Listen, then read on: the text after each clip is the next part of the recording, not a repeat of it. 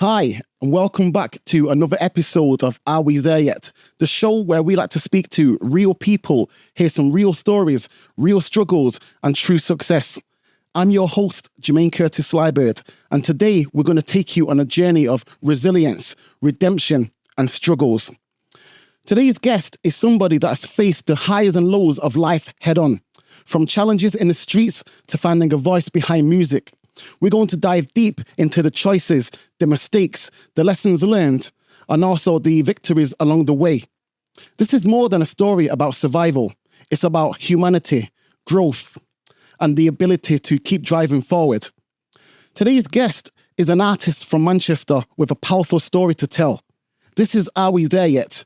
And welcome to the show, Reup. Yes, brother, thank you for having me, man. I feel privileged to be here. I've never really sat down and explain my story, but I feel like the best place to do it is here with you because appreciate that. You understand. So yeah, man. Thank you, man. Thanks for having me, bro. Appreciate it. Thank you. Before we get into it, sweets here, water, feel comfortable, relax, and just be yourself. Yeah, man. I appreciate it. Thank you. We're gonna dive deep. I've got a serious question there to ask you. No problem. You're a guy that's had a serious journey. Your journey is second to none. Mm-hmm. So I wanted to dive behind the man behind the music. Yep.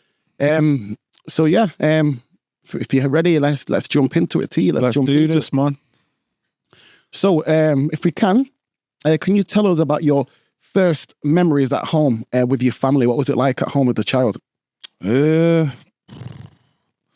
was good, Obviously, I remember Dad used to go hunting, rabbit stew, so on. Mum would be a mum. Dad used to go hunting for rabbits? Yeah. And your mum would cook it? Yeah, she'd cook it, Wow. He was a man's man, innit? Taking us on the schoolyard on the motorbikes, just boys, like family, proper family stuff, innit? That's what I can remember, really. Like me, my big brother Terry, my brother Daniel, my little sister Kirsty, like family house. That's values and all that stuff, like that's what I can remember mostly of it. Everything felt fine. Everything felt, normal. Before things got complicated, you're saying things were fine. What was, describe what being fine was with the family at home with your mum and dad at that time? To me, before the complications started. Because I was so young, it seemed normal to me.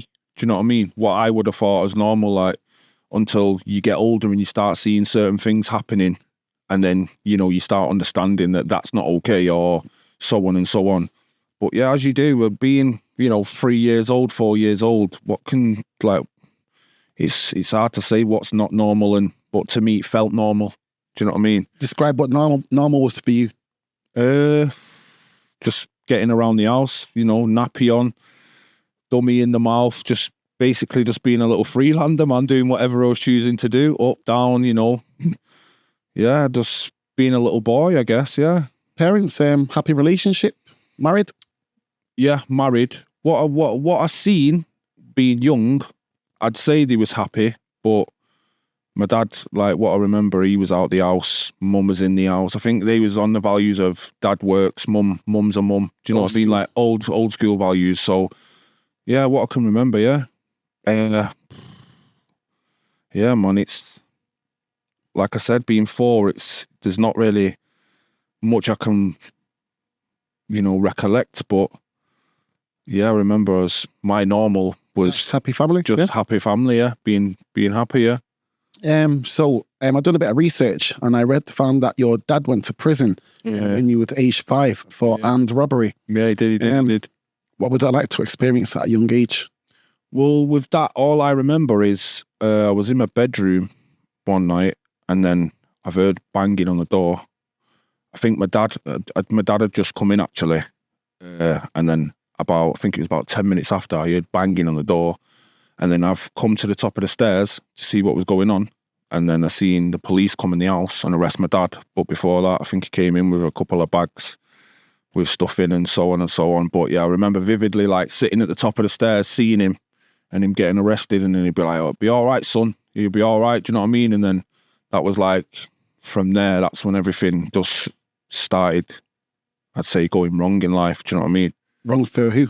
Just like everything started going wrong. Loads of like different events started happening. Things started changing. Just, yeah. It got strange after that. Did knowing that your dad had, committed certain crimes influence you in the kind of way to live out a certain lifestyle? Do you know what? I'll be honest with you. My dad doing what my dad did. That was never like, I want to be like my dad. Do you know what I mean? The way I've grew up, and obviously I'm sure we'll go into it, and how I ended up, I've always had to do certain things to survive. I've never, like, I didn't have things easy, and going through life and growing up in certain areas, being the odd one out, I think a lot of it was being like, I want to be like them, or because of feeling how you feel, being in care, which we'll go into. I think it was more like I wanted to be accepted, with my mates, and I just wanted people to love me and care about me. So I'd be like, oh, if he's doing it, I'll do it. Peer group. Do you know what I mean? Yeah, peer group, and just following the leader. Before you know it, it becomes normal to you, and then you start doing it yourself then, and then you start being around people, and you become more of an ornament in the streets and start doing more things, and then you stretch and start doing other things. You meet more people, and before you know it, scales it scales out of control, doesn't it? Your mother left after that, after your dad went to prison. Yeah, man, she did, man. What led to her leaving? Obviously, I was young at that time, but I think my dad going to prison, I feel like, obviously, my dad's mate used to stay at the house when he was in jail and look after us. I think she must have got somewhat attached to him, and then obviously they've ended up running off together. But obviously, I was a baby still, and I remember my auntie Mandy and my uncle Barry coming round, because obviously they'd got off, no one was in the house. We was on the windowsill throwing toys out the front window, just like kids being kids. And I found a lighter downstairs, and I've tried to set my little sister on fire. What? Not like, as in, because at that time, I'm not aware what, I'm a kid, baby, yeah. do you know what I mean? So I've ended up setting the mattress on fire. They've come, luckily enough, the mattress didn't burn, and, they've come in the bedroom, because the door couldn't open. And they're like, wow, what's going on here? Do you know what I mean? Just the kids in a room on their own. And then that night, my auntie Mandy and my auntie, I think it was my auntie Debbie, has come. I've gone to my auntie Mandy's, my brother's gone to my other aunties, and my sister's gone to my other aunties. My big brother, my mum took him with her, and that's waking up on a carpet surrounded by all my cousins, like, hiya, what you doing here? And I'm like, I don't really know, do you know what I mean? But when you're young, it's like, yeah, man, it's just daunting, isn't it? How did that impact your sense of security? I mean, especially you said that she took your older brother as well. It just messes up your family. Do you know what I mean? Like, that's things like that have stuck with me for a lot of years. It's ended up me, like, first you start taking, like, your alcohol, and then your weed. When you're young and you start drinking cider and just little stupid things that you do. It's a release. Yeah, it's a release. But I always thought, like, things stopped when I stopped thinking and feeling when I did certain things. So that's where a lot of my addictions come into it. Do you know what I mean? So your ciders on the park, you smoking weed, your bongs, you this, and then you grow up, you elevate into being in certain flats with certain dudes, and they're doing lines or whatever. So I'd be like, yeah, go on then, I'll have a go. Do you know what I mean? And then, you get past that, and then you elevate onto things like, bro, I've been addicted to painkillers, me, bro. Like, badly addicted, bro. Like, yeah, like, in a bad way. Like, yeah, like me, until I went to prison this last time, I've always took something, me. Like, I've had something, and it's always just like, if I can't do it this way, I'll do it this way. I've never like gone to your top, like your class A's, like but I've been close to, your cocaine, your opiates. I've been close. Do you know what I mean? But that's always been my thing. Like, get high, forget about it, don't worry about it, keep moving to the point where I understood that tablets was gonna, when I've gone for a scan, on my liver, and there's like 5% fat around my liver, and they're saying, listen, if you carry on taking these tablets for another year, you're probably gonna die. And then that's when I've had to start cutting them down and stopping, to a point where I've gone to jail. In jail, I told them when I landed there, like, listen, I'm addicted to painkillers, me, whatever. So don't give me tablets in it. I need to come off them. Do you know what I mean? And then I've done that long stint in prison, and I found my new high in it. Dopamine from training, man. There you go. Now that's my high, going to the gym. So reading books and finding my way around things, I've learned how to coping mechanisms, and do you know what I mean? Yeah, man. How did moving between homes, between different aunts, how did that make you feel? Do you ever feel like you didn't belong? Always. That still plays with me now at my big age now. One thing I really don't like is leaving, and I mean like, or you leaving. So, and that goes for anything. Say like you two are here, and when I say, yo, bro, I'm going, I've got to go in it. And like, it's my time to go home, basically.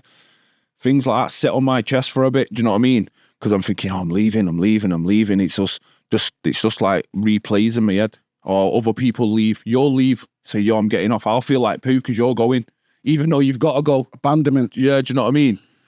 Yeah, man, it's things like that. They just stick with you. Like, it's not easy, bro. I promise you, it's not easy. But to make it this far, you got to be proud of yourself. Looking back, did you have moments of, normalcy, despite all the challenges? I'd say normality is like, obviously, like, my mum ran away, my dad went to prison. He came out and he got us all back. Obviously, he got a new girlfriend, new house, and you know what?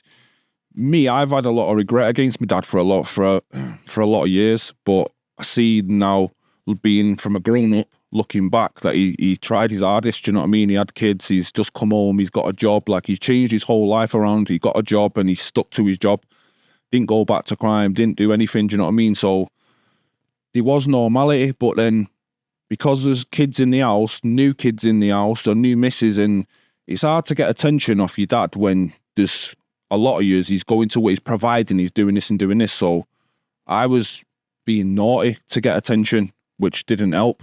But going to school, always had shoes, weren't the best shoes. Yeah. And say normal going to school, Christmas times, birthdays, like normal stuff, man. Like, it weren't one of them where you're getting out. We might not have had the best of things, but I can remember normal stuff. Like, there were times, like, you can think, like, do you remember that? Or boxing. You know what I mean? He used to take me boxing. Okay. He used to like have me up in the morning running and stuff, like, listen, right, come on down the Vale, let's go. Like, You sound like you was active. no, he was, man. He was a boxer himself, semi-professional. So he's always one of them, like, listen, you get belted in your nose, you go out and you belt them in the nose, and if you lose, you go back out until you win. Do you know what I mean? So he's one of them, like, That's how I grew up. yeah. When you're young, it's like, listen, if I went home, I've just been battered, he'd go, get back out there and don't come back until you win. So he makes you tougher, do you know what I mean? So yeah, I love my dad for that. But yeah, like I said, things, because I think attention was going on other people, and obviously your dad's been in jail, he's come home, you've missed him, you've not really had that time where it's just yous and you bonding, and do you know what I mean? So I just started drifting away, being naughty, man. Like, loads of stuff, mate, climbing out the toilet windows, getting off, not coming back for days. Just, yeah, robbing money out of his work bag. Dad's? Yeah, man. Okay. To buy cigs. Like, smoking at a young age, man. Like, yeah, man, I was doing naughty stuff. And then obviously I started running away. I'd be at the top shops, what we called, from near where we was. The top shops was where all of the main lads chilled. They used to do like the bits and bobs, whatever. And then I started smoking weed. I was a baby. Do you know what I mean? And then, yeah, it just spiraled out of control. I was just proper naughty, to the point where, don't know like what happened, but yeah, they've had an agreement. They must have had an agreement, and they said, you're going to go and live with your Auntie Julie for a bit to see if you can behave. But yeah, it just got worse.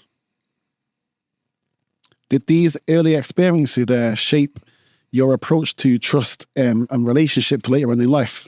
Yeah, I think certain things, when they happen in your life, I think I just closed me. I just went like blank in it. So it's not relationships and all stuff like that. I built relationships in the street from then on. So any like meeting kids in care homes, they was like my new brothers. Like, you know, we'd do everything together. I'd wake up, I'd see them. I'd go to sleep, I'd see them. We're eating together, we're going out together. Even though he might have moved in the home yesterday from Stoke, that's now my brother. Do you know what I mean? Where you meet him, you speak to him, you know, you get on with him. That's my new relationships. Like any type of authority was always like, can you swear? Feel free to be yourself. But yeah, it's like, fuck you guys, innit? Do you know what I mean? Once your parents, like your mum runs off and your dad's like, you in care. Do you know what I mean? You think like, bruh, fuck yous, innit? Fuck the world. That was my mindset, innit? Like, fuck, I don't know. I get it. I don't care anymore, innit? Do you know what I mean? Yeah, I get it. You felt abandoned. Yeah, you see, it's hard. It's not even just abandoned, bro. It's hard to explain what you feel when you're like fucking 10 years old. Do you know what I mean? But that's your people. You look at them like they're my people, and then they give you like they get rid of you. You think, wow, it's like who've I got? Do you know what I mean? So yeah, you just become. It's like, bro, you just like ice, bro. That's what it's like. It's like being an ice cube. That's how you feel. Like, yeah. It took me a lot of years to chisel off all my stuff, bro. Do you know what I mean? And become me again and learn how to be me. Do you know what I mean? Hey. But yeah, man. It gets man emotional, a little bit emotional in that. It's fine. It's fine. Were there moments where you had to make tough decisions just to feel safe or just to survive? Yeah, nah, for real, bro. It was like, I hate to say it, but I've been, you know, arrested for things, innit? And like, bro, I've had to rob for food and, you know, there's a lot of things, man. Like, bro, in the care home where we lived, yeah, before it got managed by good people, there was a manager in there, bro. Like, some nights we went home, bro. This is a care home, bro. The guy didn't even open the door, bro.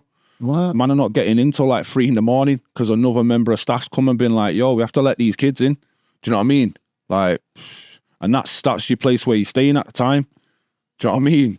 Like, bro, it's been mad, bro. And then obviously new managers have come and new people and they've took over and controlling it. Like, bro, there's some of them staff in them care homes, best people I've ever met in my life. Like, proper nice people.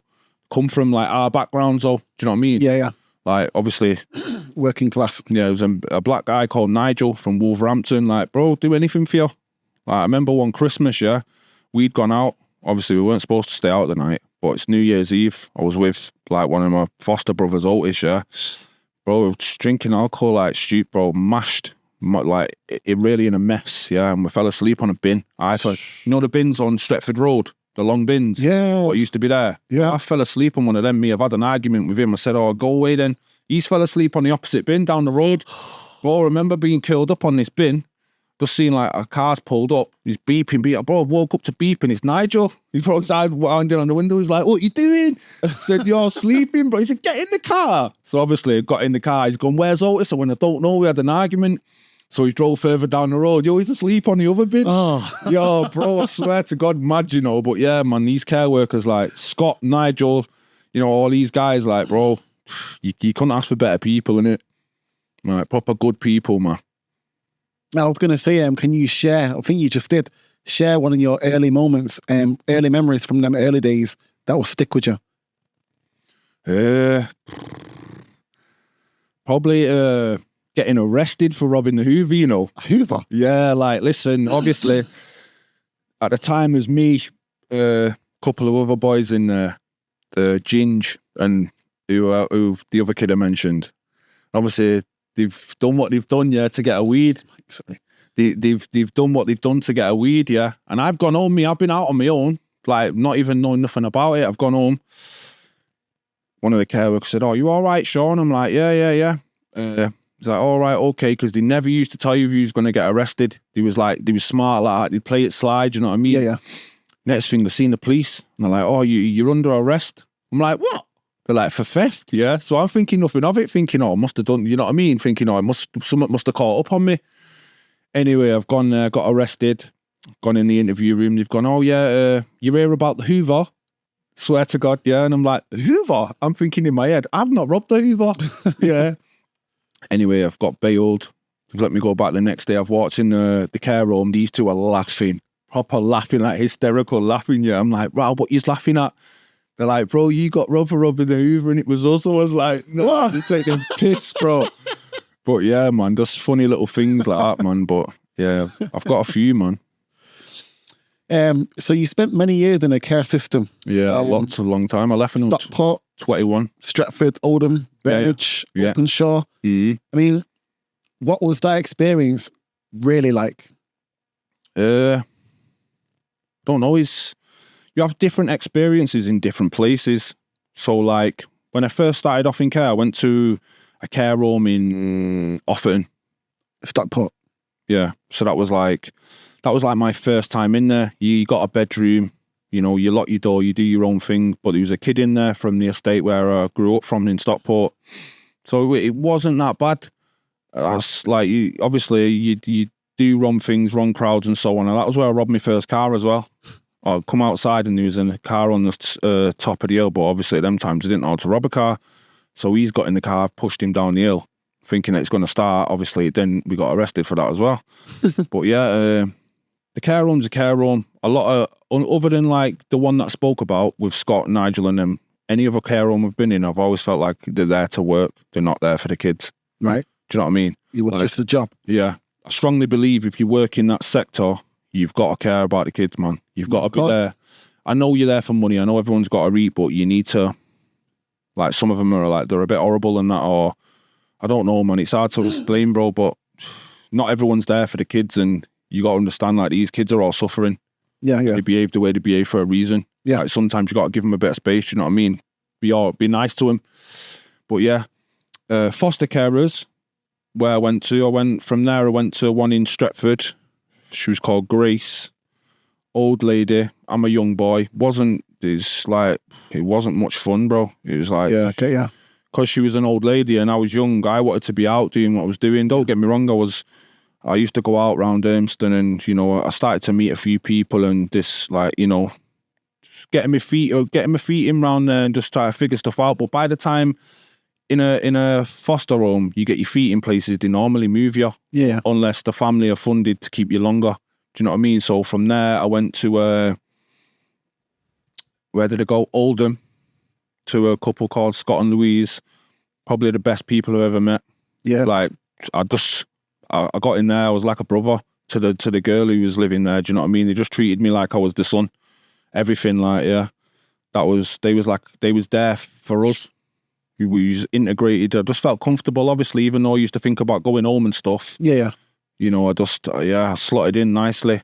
And then I think they was stopping foster caring, or like the social services wouldn't pay the money for them. Do you know what I mean? So Right. they said, listen, we don't want you to go, but you're going to have to go in it. You've got to go to this other family. And then that's when I went to Burnage to an Irish couple. Yeah, they was all right, but I think I started to misbehave a little bit because I was moving around and Yeah. my head was just frazzled. I didn't know what I was doing, where I was going. So, like, I was just being naughty, smoking weed, drinking, just being up to no good, bro. Like, I weren't comfortable. Like, there was nice people, don't get me wrong, but because you're going from so many different people at such a young age, you don't know what you're doing at that time. You just want the pain to disappear. Yeah. Do you know what I mean? And then after being in Burnage there, that's when I went to the care home in Openshaw. Okay. Care Today, Ashenall Road. And then I stayed there until I was like 17, 18. So yeah, man, many years there. How did constantly moving homes affect your sense of identity? You never really know who you are when you're moving about and stuff. Like, I didn't anyway. I don't know about anybody else, but you're from here, but then you've moved there. Like you said, you've moved around so many places. You don't know who you are. You don't know what you like anymore. Do you know what I mean? You don't know what you're into anymore because it's been so long. You don't know like what's going on. You kind of lose yourself. You lose your identity until you get to somewhere. And like when I got to Openshaw and I met Otis and I started to go out around, you know, your Stretfords and your Moss Sides, Hume, and that's kind of like when I got my nickname and I started to slot in, and I just thought, well, this must be who I am then, innit? Do you know what I mean? This must, like, crime, and this must have been my path that was meant to be for me. So that's when before you know it, you start getting your little, reputation, and people start to notice you more, and, oh yes, my guy, or, do you know what I mean? So that just became how it was. That was just how it was. Were there moments of hope, or where you felt completely lost? Lost, yeah. Definitely lost. I think it was more at the start, though. Do you know, like, when I went to the first few, like, when I just left home. Yeah. It was more then, innit? Like, lost, like, just don't forget, say, like, if I'm from a certain place and I move to another place and I'm just coming out my house looking around thinking, well, I do not know where I am here. Don't know where I'm going. I don't know no one to talk to. I don't know anything. Do you know what I mean? So I was like, you're constantly having to learn new things. That's why now at this big age, I know so many people in so many different areas, because I've been in them all. I feel like my missus always says, how do you know him? I'm like, obviously, I've been around, do you know what I mean? I know people. So yeah, it's just, I think being lost, I felt more lost as being a grown-up than I have been young. Oh, really? Yeah.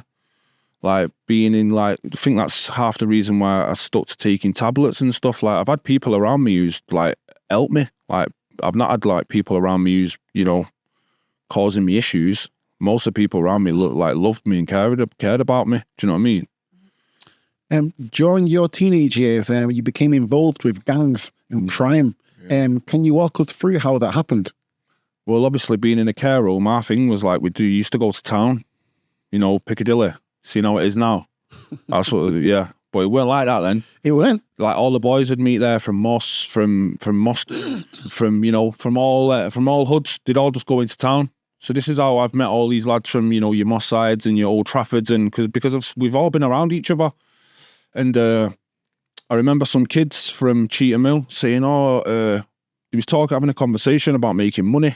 He's like, oh yeah, we made this last night, we made that last night. And like I said, I've always been one of them, like, I wanted to be accepted, and I want to do that. I'll do that. Do you know what I mean? Yeah, yeah. Like, for them to think, like, yeah, my guy's on it. Do you know what I mean? Like, reality, like, some of the times I was shitting myself, scared to death. Like, I won't lie, but I've done it just to think, like, yeah, I hope you think I'm good. Yeah, just to be down. Yeah, man. I get it. And obviously, I heard these kids over talking, saying, oh yeah, my cousin's looking for people to do a phone, and I think I was about 14 at this time. And I was like, I'll do it. They're like, are you sure? I was like, yeah, I'm sure. Me thinking, they're probably just chatting poo. They've gone, come then. I was like, oh, I'll come then. So I've got on this bus to Cheetah Mill. They've took me to this place, said, oh, wait here, this estate. Waterloo Estate. Yeah. And obviously, they said, right, wait here. And then two kids have come. I'm not even going to say the names, bro, because it's one of them, innit? But two kids have come, and they said, are you my man? I've gone, yeah. So they said, right, sweet, are you looking to work? And that, so I was like, yeah, of course. They had it like clockwork, bro, like something you've never seen in your life. Like, I know. I feel you. I know how it is. Clockwork, bro, yeah. So I'm like, yeah, cool. They was like, right, you're either on 12-12 or you can do 24, innit? Like, I'm like, what the fuck, 12-12, 24? These times I ain't got a clue what he's talking about. He's like, 12 hours or 24 hours, yeah? Anyway, give me a bike, give me a suit, like a rain suit. Yeah. Don't ask me how he had one that fit me at that age, yeah, but he's, do you know what I mean? And he's gone, right, what am I going to call you? So I was like, Sean, innit? That's my name. He went, listen, mate, I can't be phoning you and calling you Sean and all that. I was like, why? That's my name. He went, what do you want to call as a nickname, innit? I was like, I don't know. So he's like, right, I'm going to call you Titch. That's where my name come from. My nickname, Titch. Obviously, at these times, these guys are massive, do you know what I mean? Yeah. I was just a little fart. So he's gone, yeah, you're the smallest anyway. We'll call you Titch, innit? So, yeah. Started doing shifts there. 7, like, it become like that become like my new, I don't know, man. I felt accepted in it because I was doing so well, and these men are showing me love, like buying me drinks, giving me dough. Like, mate, I'm going home with £200 at 14. I've never seen £200 in my life. Do you know what I mean? Yeah, it's you just, I don't know, man. I started to feel like I was the guy, man, even though I was only a baby. At that age, you don't look at danger and see these things, and guys are pulling up with ballys on and all that, and I'm thinking, right, well, this must be normal. Do you know what I mean? Obviously, it's not, and I think now, when you're older, you think, wow, I was in some heavy situations as a baby. Yeah, man, I just remember going into a caravan one time. These guys, I swear to God, this table here, got a table like this in the middle, and it was just full to the brim of bits. Bits, yeah, man, like, next level stuff, like, at this big age to look at it now and think, wow, man was on a proper like thing. Do you know what I mean? Yeah. Like, but then when you're young, like you just think nothing of it. You're just getting told what to do. Yeah, you're just following orders. I think that's one thing. I think that's one thing I can say that I've always been good at. I'm not really like my own plans. I'm not really good at making my own plans. But if a man's got a plan, I was a good soldier. Do you know what I mean? Yeah. I was good at taking information and doing things. And do you know what I mean? That's kind of like what I've always been good at. So yeah, man. Were the moments where you ever questioned your choices? Like, did you ever think, you know what, maybe I shouldn't be doing this? Or when I got arrested.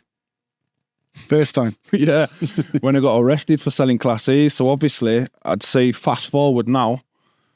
I'd fast forward to I was about 16. Okay. Still in the care home. But the care home, because it was getting renewed into like a new house, Yeah. they swapped to a one in Moston. So obviously, me, when I was grafting at the time, they've given me to another kid. So say like, these are bosses. They've given me to another boss and they said, yeah, because I was active and what I was doing, they said, we'll take you. You can go to Newton East. Gone to Newton East, started to do what I was doing. So basically now you've gone from running one to building your own. Yeah. Not me personally, but this guy, and I'm his soldier. Do you know what I mean? Not really getting paid at them times. Like I've gone from getting paid $2 a day to like some days not even seeing any money, bro. Like man telling me like, oh, I'll save you money for you, bro. I'll put your money down for you. Because I'm starting to hear conversations and man are saying, yeah, I'll put your dough down, save your dough, do this, do that. Because I'm seeing guys on crosses and all that thinking, out one of them. Do you know what I mean? So obviously, yeah, I'm thinking in my head all the money's getting put down, but in reality, bro, it wasn't. Do you know what I mean? Yeah. So a lot of the time I didn't get paid. And I remember one day I was on a red pedal bike and I'm driving down the middle of the estate and I seen two feds on pedal bikes and they've gone, oh, you come here. And I said, yeah, right. And I started to smoke off on my pedal bike. At these times, I'm on the run from the hostel. So, bro, I stink, bro. I've not had to wash for days. I'm not wearing new clothes. I stink, do you know what I mean? And they've ended up grabbing me, checking me, and I've had the swag tied to my lace in my boxers, like I've had a lace inside my pants with the parcel on, down my nuts, yeah? And then obviously he's checking me now, and he's seen the laces, and he's flicked the laces out, and the parcels come out. He's gone, right, you're under arrest, yeah? And then obviously I've gone to the station, they've done an interview, no comment interview, not said a word, and they've given me bail and told me to come back to court on this day. I've gone to court, Nigel come with me, and obviously I'm thinking, everyone's like, nah, you're going to jail, bro. You're going to jail, bro. Obviously at these times, I think I had a lot in my corner for me, do you know what I mean? Like, to help me. It's like, the way I grew up, care home, this. So anyway, this day I've gone to court thinking, right, I'm going to prison today. Yeah. Do you know what I mean? Gone there, bro, and I got tagged, bro. You give me tag, bro, and ISSP in basic probation. You know, it's like a course where you have to go, like they take you football and this and this and this, and yeah, man, everyone's like, right, you're a grass. I'm like, what do you mean I'm a grass, bro? He's like, mate, they give me tag. What do you want me to do? You know what I mean? They didn't send me jail. They're like, how did you not get jail? I'm saying, bro, I didn't go to jail, bro. They give me tag in it. But yeah, that phased out anyway. Because obviously it is what it is, isn't it? Do you know what I mean? That's just how it was. Like, yo, my guy come court with me, bro. Ask him, innit? Do you know what I mean? Yeah. So yeah, I think that's when realization started to kick in a little bit. Like, wow, like that was close. Like, really, should I really be doing these things? Do you know what I mean? Did you ever feel anger, fear, or shame during these years? And how did you manage those feelings? I'm sure you probably have. Like, I think anger was an everyday thing, anger, and I don't know about shame. It was more, say, emptiness, and just not having nothing inside you, like always feeling like, do you know when you're hungry and you get that feeling because you've not ate on time or something? It's like a feeling like that, bro, but it's not hunger. It's like a pain inside that you just can never describe, and you don't know why it's there, why it's not going, and you're waking up with it, you're going to sleep with it. Do you know what I mean? Yeah, anger, like, yeah, every day until like we started to smoke, copious amounts of weed constantly, day in, day out, and you just like, the anger just disappears unless you've not got a spliff. Do you know what I mean? But yeah, which other one did you say? I am, fair. Fair, yeah, fair all the time. Like, yeah, fair all the time. Going to like when I first met Otis and he took me to the Stretford, like, bro, I was a white kid from Stockport, bro. Like, I've never seen them. I didn't see the hood. Do you know what I mean? My man's took me to Stretford for the first time. I think we went to the Babini Centre first in Wally Range. Gone to get Carlos, one of our mates from Sheffield, but he lived in Money at the time. Yo, shout out Carlos, man. That's my guy. Good stuff, Carlos. But yeah, and then he's took us to Gawshill Estate. Yeah. Bro, I just seen loads of black guys. And he's like, these are my mates. Yeah, obviously now they're all my mates. Like, I love them in it. Like, the proper guys in it. But at that time when you're thinking, yo, I'm just a little white kid from this estate. Like, bro, we don't really see black guys and whatever. Do you know what I mean? Like, it's all new to me, this, bro. So it was daunting, bro. It was daunting. Like, where are you from? Like, I wasn't with all this, like, how they operate. Do you know what I mean? Like, how things are and how you get, introduced to the pack. And yeah, man. So, like, where are you from? I'm like, Stockport. Do you know what I mean? They're like, yeah, what you doing here, though? I'm like, with Otis. They're like, okay, like, Otis was like my pass. Do you know what I mean? He's like, yo, that's my guy, man. Leave him alone. Do you know what I mean? That's like, yeah, man. That was like, yeah, daunting. Scared, bro. I remember being on the football pitch with them all, yeah? Like, on a concrete football pitch, like, and they've gone, yo, who's not had a beating, yeah? Listen, I'm in the middle of a football game and they're going, yo, T ain't had a beating, yeah? I'm thinking, nah. They've all got me, bro. Obviously, they've not, like, beat me up in the face. I know you're saying. Like, body shots and yeah, so I've got a beating now and then I'm on the floor, bro. I couldn't breathe, yeah? One of them must have hit me with a rib shot, yeah? I was like, yeah. It's on the floor. I remember one of the bigger guys, yeah, I'm not even going to say his name, but he's gone, yo, let's see if he's crying. Obviously, I weren't crying, bro, but I was in pain. And he's gone, nah, he's not crying. He's a don. Yo, started cheering, yeah. I'm like, yeah, I was like, yo, I must be a guy. But yeah, and then he's built a spliff. He's like, yo, smoke some of this. I was like, yeah, man, cool. And then from then on, bro, it was like, now it's normal for T to come down. Yeah. Now I'm accepted. Now I'm like, yo, who you with? Oh, I'm with T. Then it was like, whenever you used to see Otis, you'd see me. Yeah. So they'd be like, oh, where's T? Do you know what I mean? We was like Batman and Robin. Yeah. Do you know what I mean? So yeah, from there on, that was like, yeah, I think I was a bit like feeling like that time, yeah. Were there mentors or people who tried to guide you at that time? I'd say the care, like your Nigels and your Scots, they'd mentor us. Like, they weren't just your care workers. They'd pick us up at 4 o'clock in the morning. They'd shout at us, fuming, but they'd pick us up, drop us off, take us here, take us there, like, turn a blind eye. Like, they never provided drugs or, it's not one of them where they'd give us anything that'd hurt us, but they'd turn a blind eye. If, say, like, we used to have a van in the garden, a big van. He was a guy called Alf, a black guy, yeah. He used to do van runs, but they used to let him park his car in the garden. Proper good guy, super cool guy, yeah. But we used to hide behind his van at night and smoke spliffs. Yeah, so obviously Nigel or Scott would come out and he'd go, hurry up behind there, I know what you're doing. We'd be like, right, what do you mean? And then obviously it became like a joke in the house, because every time we walk in the house, it'd be like that, stoned out of our heads. They'd be like, what have you had? We're like, nothing. No, but you're hungry though, aren't you? Do you know what I mean? And they'd always say like, yo, that's not going to get you anywhere, that.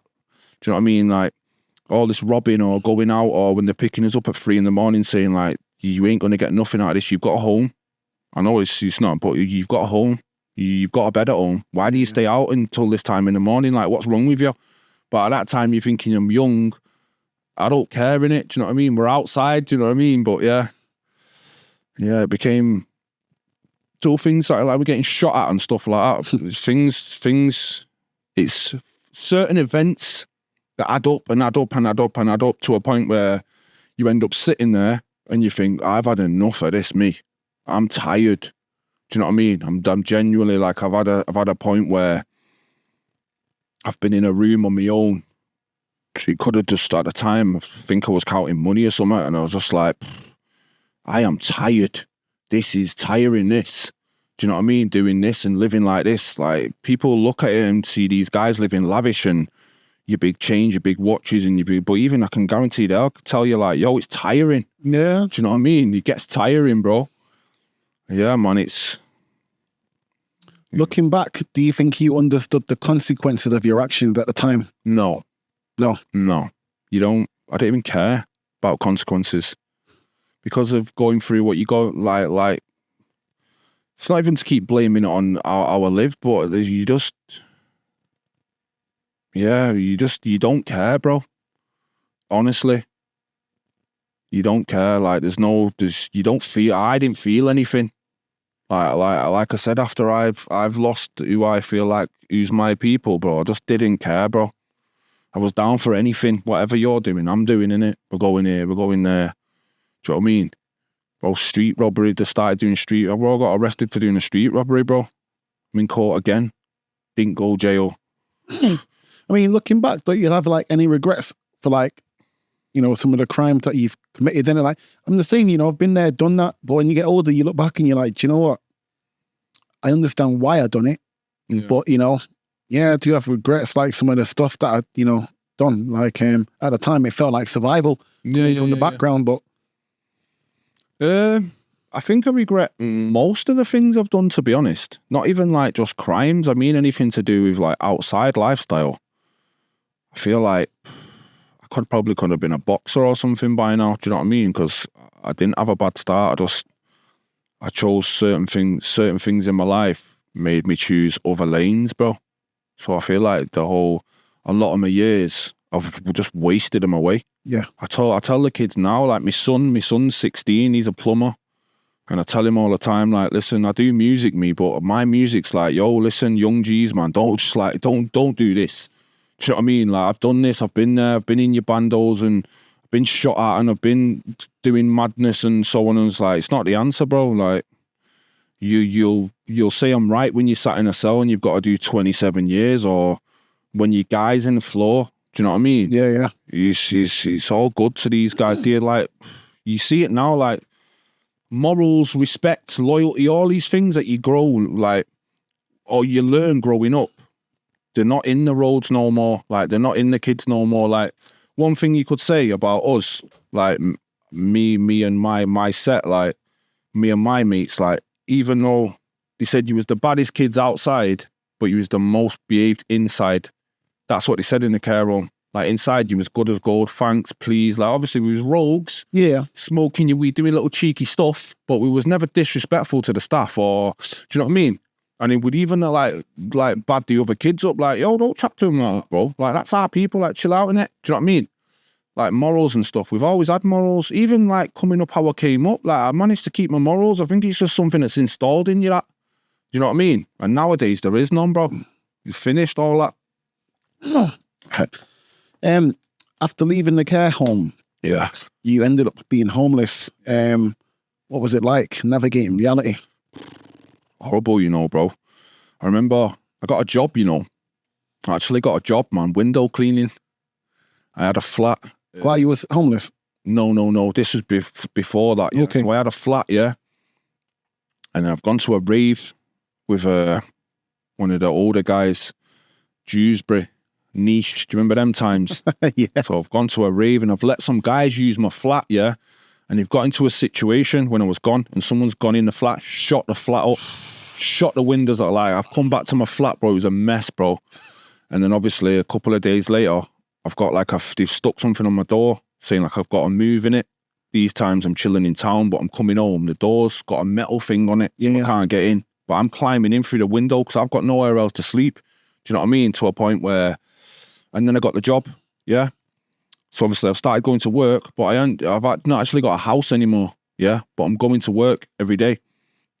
And then I've come back from work one day and there's a van outside the gaff, like a council van, and they've put all my stuff, everything I ever owned, in the thing, in it, like in the bin. And I'm saying, yo, bin? Yeah, it's like in a tip van, innit? Put all my stuff that I own out the gaff, and not much, beds and just little things that I'd got through, the social workers and stuff. Yeah, they put it all in there. So I said to the guy, yeah, where he's going? Well, that's my stuff in it, out my flat. He's like, this is going to the tip. Obviously, you've had your chance. You had the letter on the door. You didn't do nothing about it, so it's got to go. We need to clear the flat out. Someone's going to let me move in. And then obviously that night, that was like one of my first times ever being homeless, like proper homeless, like having nowhere to go.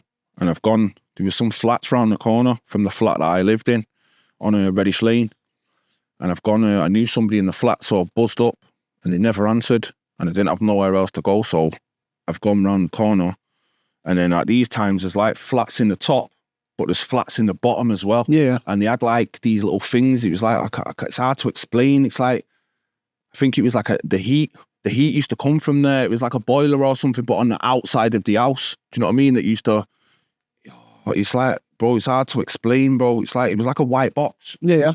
Anyway, I've sat in there and I've sat my back to the white thing, and there was heat, but these times it was winter as well, so it was cold. So I just stayed there, like put my hands in my coat, zip my coat up, and I'm like in there sleeping. And then obviously I managed to get a few hours. All I remember in the morning is waking up, some old lady's like poking me in it, and I'm like, oh shit. I was like, oh, I'm sorry, do you want me to go? She's like, nah, you're all right, do you want a brew? And I'm thinking, do you want a brew? I was like, yeah, please, thank you. She's going, I'll give you a hot drink and then you can get you on your way. You're like, you know, so I can crack on. And obviously she's given me a drink, I've cracked on. From there, I think I went to town on the bus, like nights, just sleeping in town in the car park. You know, some nights I've even gone to hospital, bro, like blagging that I'm injured just to go sleep in hospital, do you know what I mean? With nowhere to go. Don't get me wrong, some nights, you know, I bumped into people in town who I knew, and they'd be like, I'd just chill with people as long as I could, till I was saying, oh, I'm going home. And then they'd be like, where are you going? I'd be like, oh, I've got nowhere to go in it. Sometimes, man, I go, right, come mine in it. Do you know what I mean? Yeah. So you get lucky. Some nights, you know, it wouldn't be as good as that. So I'd just get on the bus or I'd just try and stay warm for as long as possible. And yeah, man, it's just some nights you just end up wandering, bro, walking. How long did this go on for? It's happened a few times. Like, I'd say about a month the first time, before that's when me doing crime really stepped up, because I'm thinking, yo, I need to like really get a move on here. Like, I had people like my mate Zach, my man, Christmas time, nowhere to stay. You know what I mean? He said, nah, yo, stay with us. But there's only an amount of time where me, myself, not them, you stay somewhere until you start feeling uncomfortable. Yeah. Or you start feeling like you're in place. Like these guys, like my man and his sister, bro, is feeding me every day. Feeding me. I'm smoking his weed. I've got no dough unless I do a graft or something, bro. I've got no dough. Do you know what I mean? Scottish Scott, another one, like, when I used to chill in Newton Heath, like, I'd go there, like, all these places I've been in my life, I'd go and I'd see these people. Do you know what I mean? And I'd just end up staying Scott's house, Zach's house, go and climb through Janet's window and sleep on Janet's floor. Do you know what I mean? In Stretford, like, just people who I met, or I'd end up getting twisted, sniffing coke, drinking liquor all night, staying up, doing an all-nighter, just to get me through. That's how it was, bro. And then I'd say around 21, that's when I had my first kid, innit? Man. Did you ever feel hopeless and like survival was like your only focus was just survival? That's, obviously, I'd say my mind and my body's still stuck in survival mode. It's coming off slowly over the years, but it's become one of them things that survival mode become normal. Do you know what I mean? Because that was my only option. There's nights, bro, and I've sat in doorways crying, bro, like with no options, no one to speak to, no phone. Just, you sat there, you're like, wow, like, what am I doing here? Like, do you know what I mean? Knocked on doors, bro, like, they've not answered. See the curtains at the top flicking and that, like, you can see, man. Do you know what I mean? Yeah. Slept in the shed, bro, just so I've had somewhere to sleep. Do you know what I mean?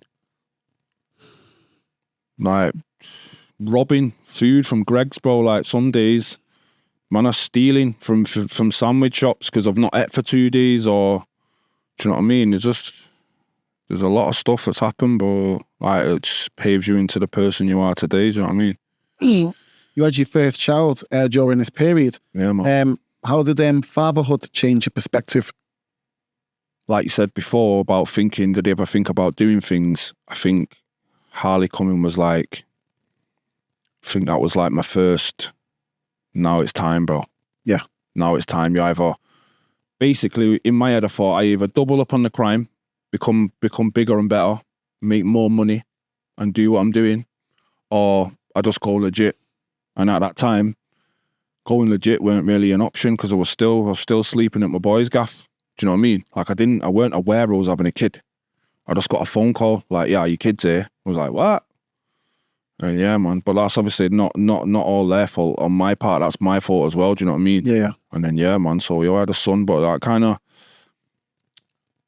I think the way I grew up kind of made me always feel like I don't ever want my son or my daughter or my kids to feel like I felt. Do you know what I mean? Yeah, of course. Obviously, I've still got a lot of learning to do. Like me, I try and learn stuff being a dad every day because not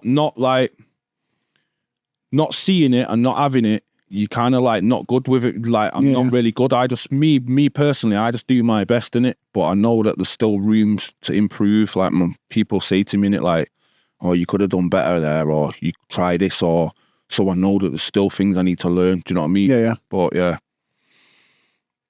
man. How did balancing providing for your family while you still had instability? How did you manage that? Like birthdays and Christmases for him. Like I used to sign on. I started signing on at like 21. So they never really Job centre. Yeah. So even say I got £98 and it's one of the birthdays, like, yo, that £98 getting given to my kid. I'd go without for my kid. Do you know what I mean? And then obviously I ended up moving back in with my kid's mum when I was like 22.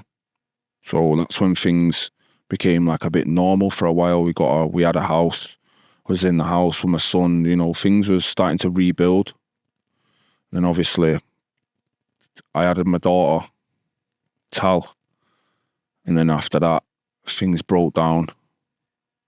But see when I'm in an environment like a family environment, that's when I thrive in it. That's when I always start doing stuff, getting stuff, like I pass my test, this, providing that. Do you know what I mean? Yeah. Until things happen, whether it be me or them, and they break down. Do you know what I mean? But yeah, that's when I got my driving license, my first car, and just things started. Things with me always seems like things start getting better, then another thing comes. It's like, do you know what I mean? Like, yo, we'll let him get here, and then we're gonna send something else. That's how I feel. Like I'm always doing good, and then something will just fuck me up. Do you know what I mean? Looking back, what was the hardest decision you've had to make? Hardest. Wow. That's a heavy question. That's a heavy one, that, bro. Yeah. You got me sweating here. Hardest decision I've ever had to make. Hardest decision. Wow.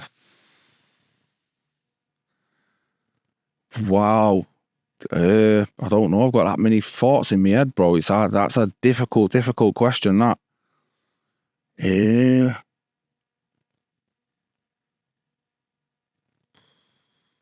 I honestly don't know, bro. I have to come back to that question, you know, because that one is hard, bro. Okay. That's hard, bro. That's a hard, for me, that's a very, very hard question, bro. Okay. Come on. Looking back, what was one of the hardest decisions or the hardest decisions you've had to make? Think about it. One of the hardest decisions I've ever had to make is probably when I've had my first son. Okay. I've had my daughter now, Tal's here, yeah. Me and the mum are not getting on. Like I said, I got my license in the car, yeah. And then it got to a point where I packed my bag and I left it under the bed, because this is, me and her are going through a lot. Do you know what I mean? I was a shit guy at the time as well, so it's not all her. It was like a lot of it was me as well. And then I come to a point where I thought, I've got to get off. Yeah, but I didn't get off on a lot of the days, because that's when the PTSD started kicking in with me growing up in care. I thought, I've had my own kids and I'm leaving. Do you know what I mean? And it just got proper like bad to a point where one day I've just gone to go out the front door, said I'm getting off, and then I've climbed out the front window, dashed my bag in the car, and I remember starting the car, yeah, and driving off. And then I got to the bottom of that street and I just had a mad feeling, bro, in my belly. Like, I don't know, I feel like it's like a Hoover, bro. It's like a Hoover, like, just sucked the energy out of me, bro. I just thought, wow, no way have I had to make that choice. And I've drove off, bro, and I just felt like poo for days and days and days. Do you know what I mean? But yeah, probably driving off, leaving the kids at that point, that was probably one of the hardest decisions I've had to make. Most definitely, man. Yeah. Looking back, did these experiences teach you resilience in ways which you didn't anticipate? I think you just become hardened to it. When things happen now, even like my missus will say like, you're not really, not so much now, because I've learned to like use my emotions a bit better and try and, you know what I mean? But when I was taking the codeine and being I didn't have any emotions or feelings. So I do think like I've been like I said, I've been a shit me, bro. To my missus, like, yo, my missus, like, she's soldier, bro. Soldier. Do you know what I mean? Like, I've been a shit to her, bro. And she says, like, did you not feel any, do you not feel anything? Do you know what I mean? Do you not, you're going on like it's normal? Like, are you okay?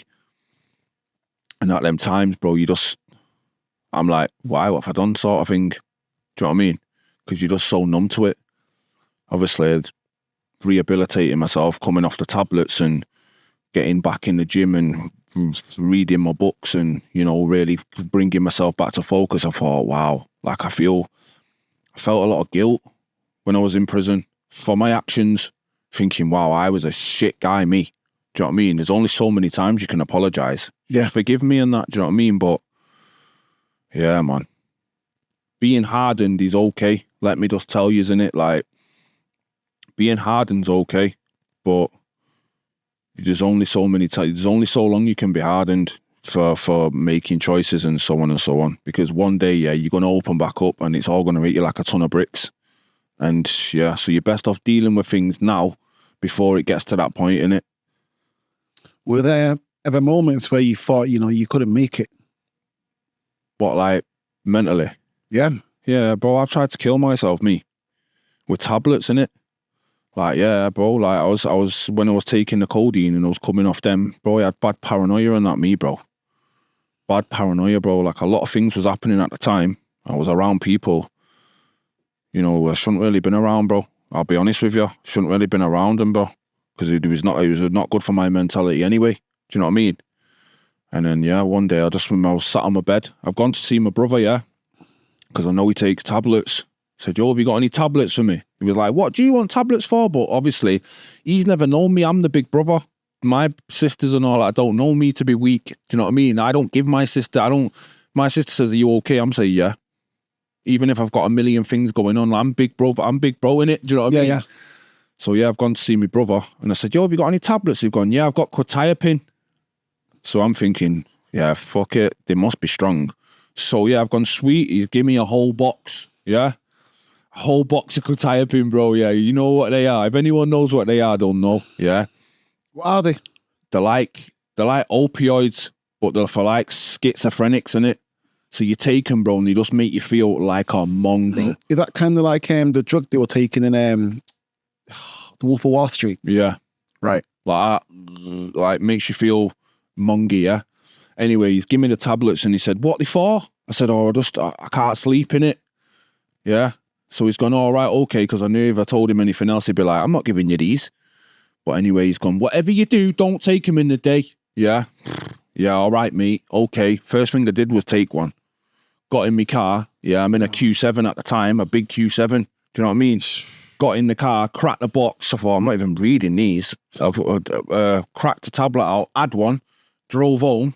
Yeah, before you know it, bro, I fell asleep in my car outside my gaff, bro. Like, car still running, bro. I fell asleep in my car. Yeah. Gone in the gas. Finally woke up. Gone in my fridge, and I had a bottle of Stella in my fridge. Now, I don't drink alcohol, so don't tell me why this bottle of Stella was there, but it was there. Yeah, so I've grabbed that. In fact, I think it was, yeah, after that, actually. So I've grabbed the bottle of Stella, got the pills, I've gone upstairs. I've also got some of my own tablets as well. Dissolvable cocodamol. Oh, yeah. But these are, because I'm trying to come off the strong ones, I started buying the weaker ones from the chemist. Right. Yeah, so I've got them. Yeah, so now I've got Stella, quetiapine, weed, pollen. I don't smoke weed. Yeah, I've got a pack of cigs, and then obviously I've gone to see my mate. Can't remember. I think I needed Rizla. Yeah, that's what it was. I needed Rizla because I'm thinking, right, I don't smoke in it. I've got nothing to smoke with. Yeah. So yeah, I've gone to see him, got some Rizzler off him, and he didn't ask me any questions. I remember him just saying to me like, "Are you all right?" I was like, "Yeah." So having a little zoot in it. He was like, you could see him scratching his head, thinking, "A zoot, you." Anyway, so I've got Rizzlers off him, gone home, made a spliff, started necking this Stella like it was nothing. I've had put 4 of them cocodamos in a glass. Ooh. I started popping all the quetiapine out of the finger, out of the packet. Yeah, started popping all them out. Bro, I was close, bro. I was very, very, very, very close, bro. Like, very close, yeah? Ended up taking all this stuff. I didn't take any of the quetiapine. I just took the cocodamo, drank the liquor, smoked the weed. And yeah, I've ended up going to sleep, bro. Yeah, falling asleep. Yeah, the next day, I've gone to Stepping Hill Hospital because I thought, that's not okay. That's not good, what I've done. Do you know what I mean? I've gone to Stepping Hill and I was there for 13 hours to see what they called Samaritans. Oh, yeah. I've gone to see them. It was a black lady and an Asian lady, and I've told them all the stuff that I've done. Yeah, doing this, tablets, And he said, all right, well, here's a card. They give me a card to phone. Said, if you feel like, you're in any danger or any whatever, phone this number. So I said, is that it? I've been sat here for 13 hours, told you I've just I was going to kill myself, and you're not going to do anything. I was like, there's nothing really we can do. So I said, if I go out of here now and I kill myself, he goes, that's your choice. There's nothing we can do about that. That's exactly what he said to me, bro. No lies. Yeah. And then from that point on, when I left that hospital, bro, in my head, I just thought, I can't give up. I could have give up that night and just not been there and not, but that wasn't, but I'm not supposed to go out like that, bro. Do you know what I mean? And yeah, man. So from that point on, I just thought, I can't do that. I can't, what? Just like that. They're telling me no one can help me. Do you know what I mean? That's when everything kicked back in. Like my whole life, it's like, when you see in films and everything's just like playing dead fast. Yeah. That's what it was like, bro. No, like, bro, my brain was just flicks like that. Flashbacks. Yeah, bro. And I just thought, you know what? You're mad if I'm giving up. You are mad if I'm giving up. And then that's when I ended up in prison, bro. But it was like a gap between me getting out of hospital and I think it was like 4 weeks, maybe 5. Like, I don't sell Class A's, me, bro. Yeah. And I was just, at one time, I was around feeling as low as I did. I ended up doing a favor for someone. Yeah. And doing another favor, going somewhere with something on me, giving it to someone. But I didn't really need to do all that, bro. You know what I mean? I've had people say to me, like, bro, you're all right. You, like, what you doing that for? At this time, like, bro, I weren't thinking about what I was doing. Do you know what I mean? Yeah. I was always driving down the motorways or just to get away. Bro, it's hard to explain, you just long drives, bro, just to do small things. Yeah. They're not really making any sense, but I'm just driving. I think that's how it felt to get away, just to go. Do you know what I mean? And yeah, gone to Blackpool, come off the motorway. Remember seeing 2 police cars to my left. Like, it's like this, yeah. So I'm going straight, there's lights here. The 2 police cars have come, yeah. Thought, yeah, it looks a bit dodgy that, but, it's Blackpool, innit? Do you know what I mean? Anyway, fucking, the lights have gone. One of them's come straight across, gone in the petrol station. The other one's come behind me. Yeah, so I'm thinking, nah, not coming for me, them. No way. Do you know what I mean? Bro, I've got this parcel on my seat, bro. Weed, bee, and bone. Yeah, just on my seat, bro. Yeah. Like, this is how blasé I was, bro. Like, not arsed, innit? Do you know what I mean? Carried on driving, going to fucking this spot where I'm meant to be meeting this kid or whatever. Next thing you know, bro, I just like, I remember pulling up, looking down at my wheel, looking up, yeah, and there's a dog jumping up at the side of my car. Like, I'm thinking, right, fuck that. I look, and then I can see police, bang, one there, next one, next one, next, bro. I just got squashed in, bro. Do you know what I mean? Open the door, he's like, what are you doing here? bearing in mind I was there a few days before and I already got they arrested me. Yeah. A few days before, yeah. Strip searched me in a police station. Didn't get anything. Give me my phone back. Come and drop my car back off to me. Like, bro, this is what I'm like. Took the car, everything, saying they thought I was selling drugs. Yeah, but they found nothing at all. Yeah. Anyway, they've given me shit back.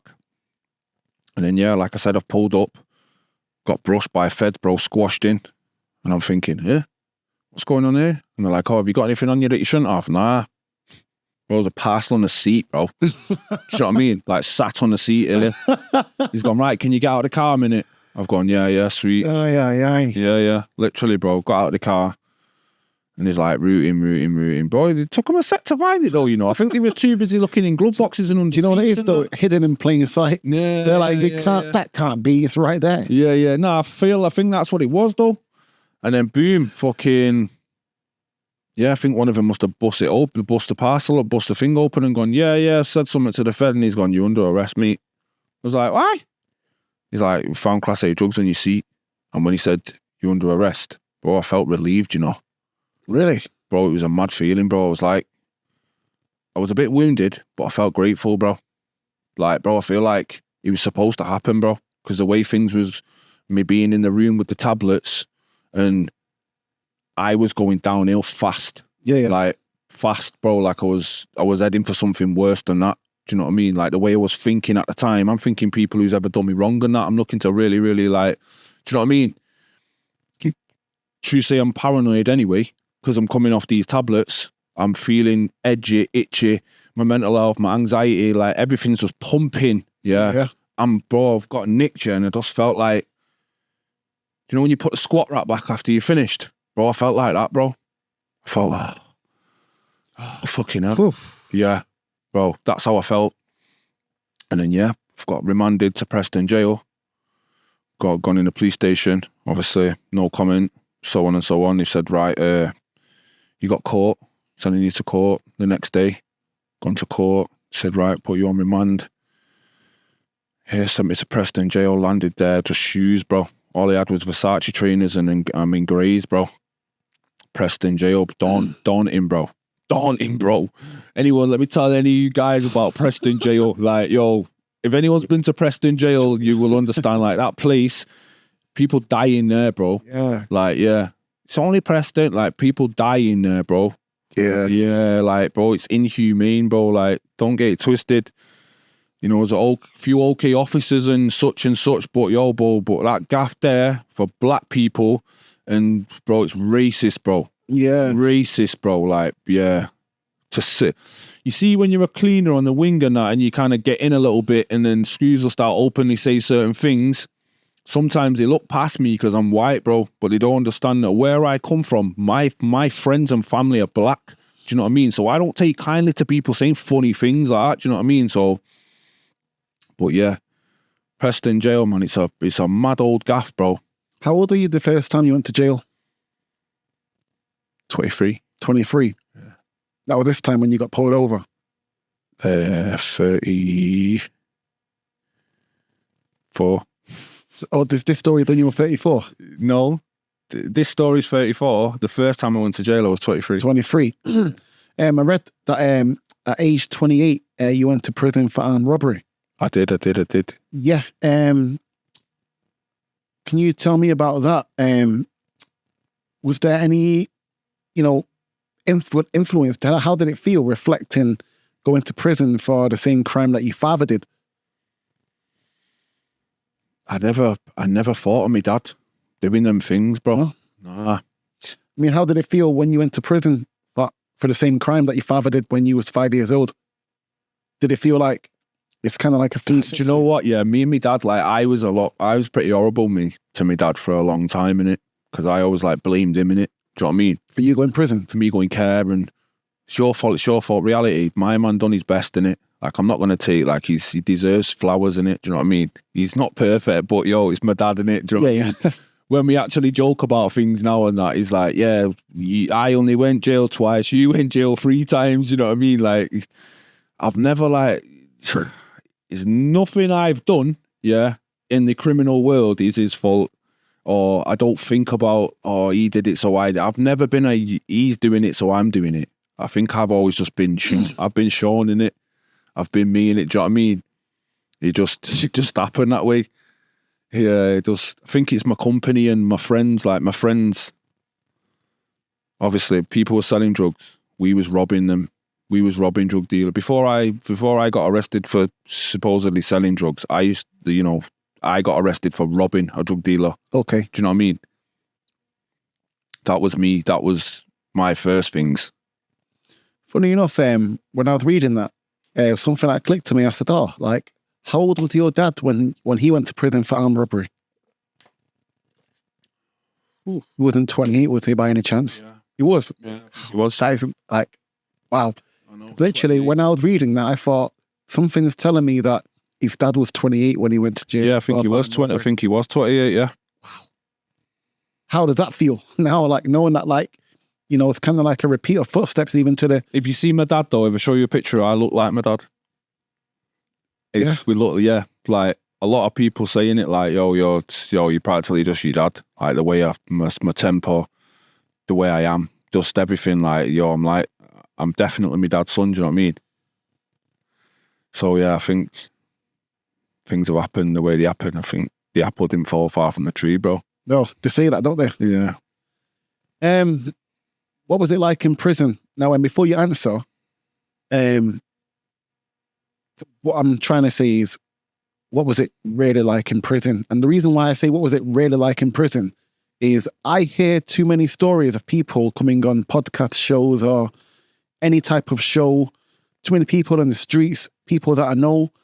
And when they speak of prison, they talk a bit like a youth club, like, or the holiday, like, yeah, in prison, it was sick. And I'm like thinking, was it really? Not all jails are like that. Exactly. Like, not all jails are like that. Let me tell you now, not all jails are like that. Preston ain't like that, bro. Preston is jail, bro. I'm talking, you go, let's say, I don't really want to hot up some of the jails, bro, but like I said, because the lads, there's still man them in there, do you know what I mean? And still, they might have it nice, and so it's not my duty to do that, bro, but there's some gaffs I've been where it is hotel. Man are walking around the wing drinking AU vodka, bro, in aloe vera bottles. Like, man are celebrating daily. Do you know what I mean? Don't get it twisted. But then there's jails like you've got your Preston and like Hull. Them jails ain't party gas, bro. You ain't living life like, on top of the world in there. I don't know about Hull now, but Preston, bro, that is locked down, bro. Heavy, bro. From when when you go into that, I'll explain more about that, because I got nicked for supposedly selling drugs. Yeah. I mean, so when I'm speaking about prison, what was it like?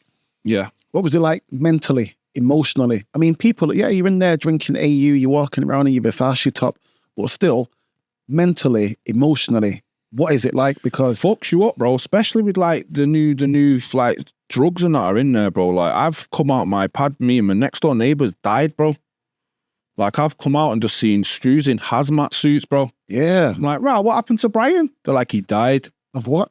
I don't know, bro. It must have either been, something he's intaking at night time, or he's just died in it. Do you know what I mean? But my mum was a good guy as well, man. Rest in peace, Brian. He was like an OG, like an older guy. Do you know what I mean? But yeah, man, I remember him going on a visit to see his twins. He had twins, bro, boys. Yeah. Next day, he passed away, bro.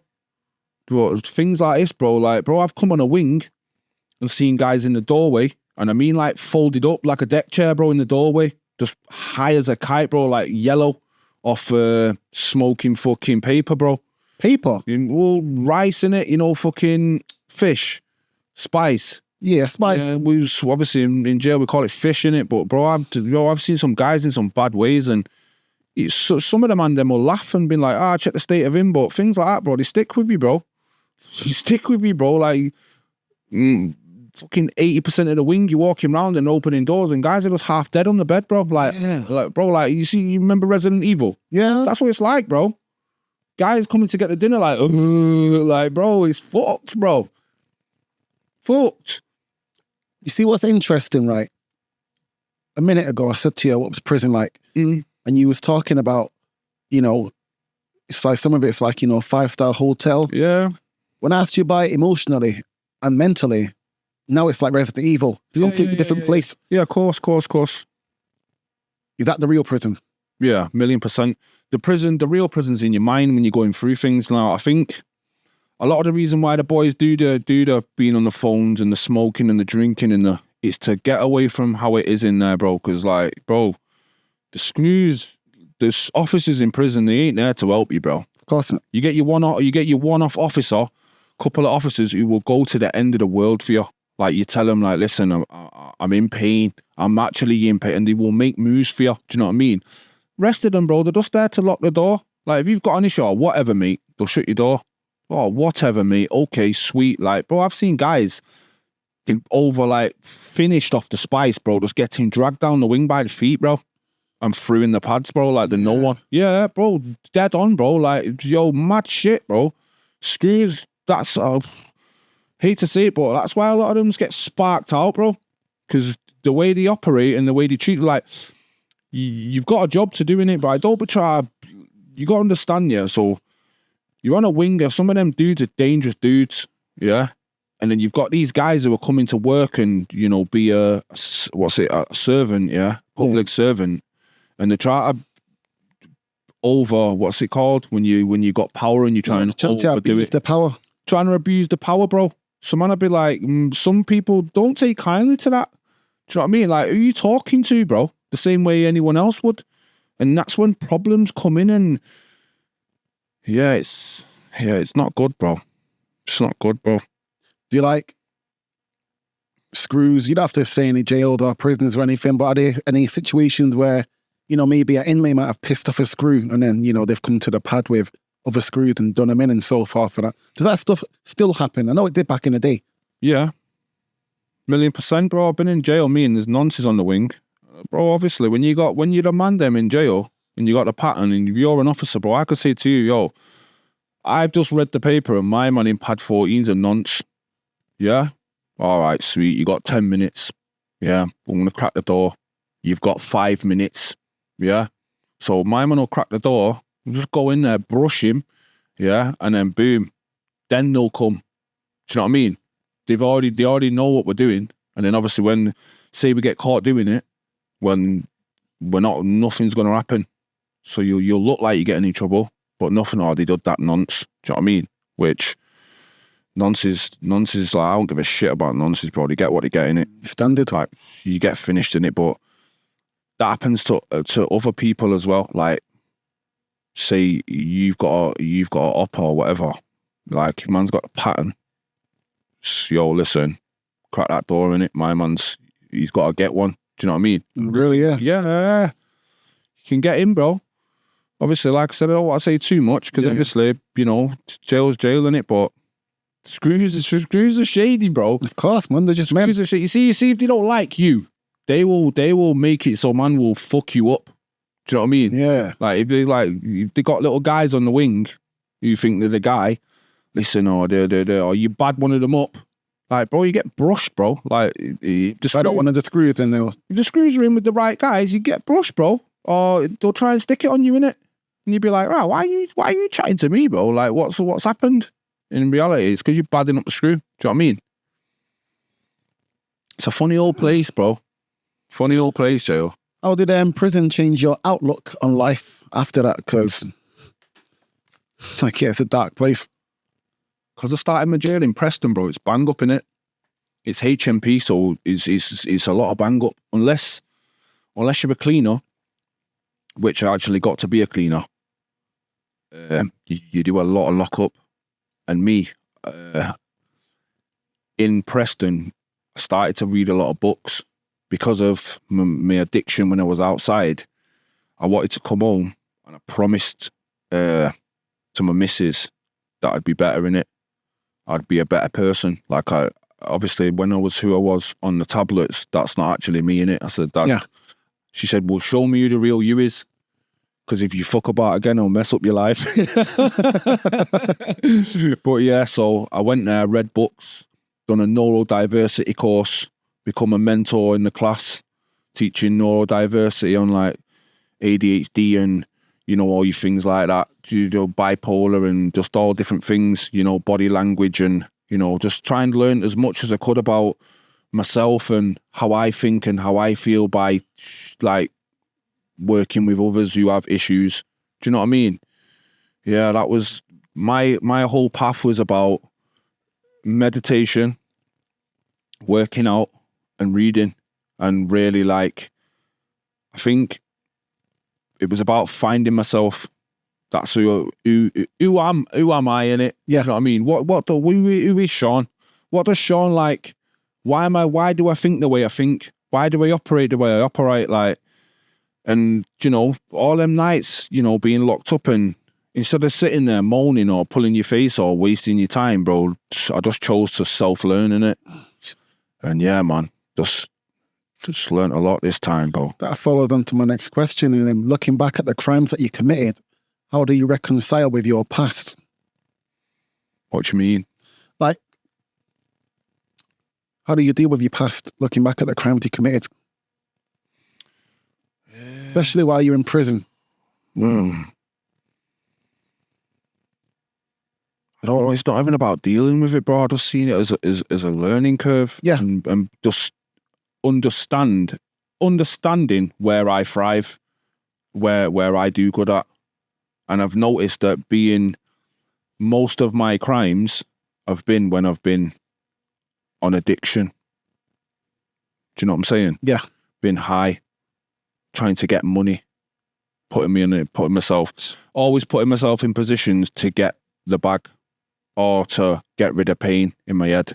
So if I deal with the pain, get myself build myself some structure, like now, sell trainers, do music, you know, I get money and stuff, like I've got money coming in. I'm not doing anything I shouldn't be doing. I've got my family, my kids, I see all my other kids, you know, we've got daily contact, you know, stuff like that. I know if I'll go to the gym 4 days a week. Routine, regulation, discipline, these things here keep me on track, keep me understanding that I won't end up back there doing that to feel any other type of way. And I only do that because I feel like I'm still suffering from back then. You know, I'm not suffering anymore. And the reason why, what got me past my suffering, was forgiving my dad, forgiving my mum. I've spoke to my mum 4 times or 5 times in my whole life, near enough. Obviously, I seen her for a little bit when I was 17. So she left when we was 4 or 5. And then I didn't have nowhere to stay when I was like 17 years old, when I'd just left the home. And he ended up going to stay with my mum for a little bit in Barrow in Furness. Tried to build a relationship.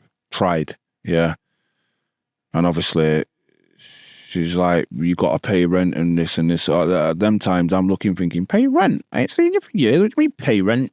You know what I mean? I'm 17, man. Allow me in it. Do you know what I mean? Yeah. Just getting to know you again. And yeah, that broke down. So we ended up getting off from there. But yeah, I seen her. She ended up moving back down here when my granddad was dying. And then I took my son, Caius. He's 10 now. But I took him to meet her. Yeah, because I thought, all I've ever said to my parents is, listen, I'm a grown man now. Yeah. Or like my dad had said to my dad, like, listen, just be a granddad. Make up for the kids, innit? Like, yo, I know you love me. I love you. Like, yo, I'm good now though, innit? Do you know what I mean? Just be a granddad. Obviously, he does his best, innit? Do you know what I mean? But I took my son to meet my mum and she didn't even speak to him.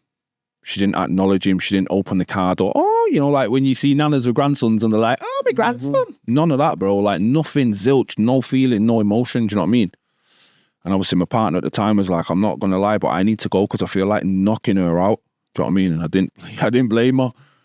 But yeah, she's, I don't know, it's hard to explain, bro. When I've met her and I've looked at her and, I've had to like, bly her for me.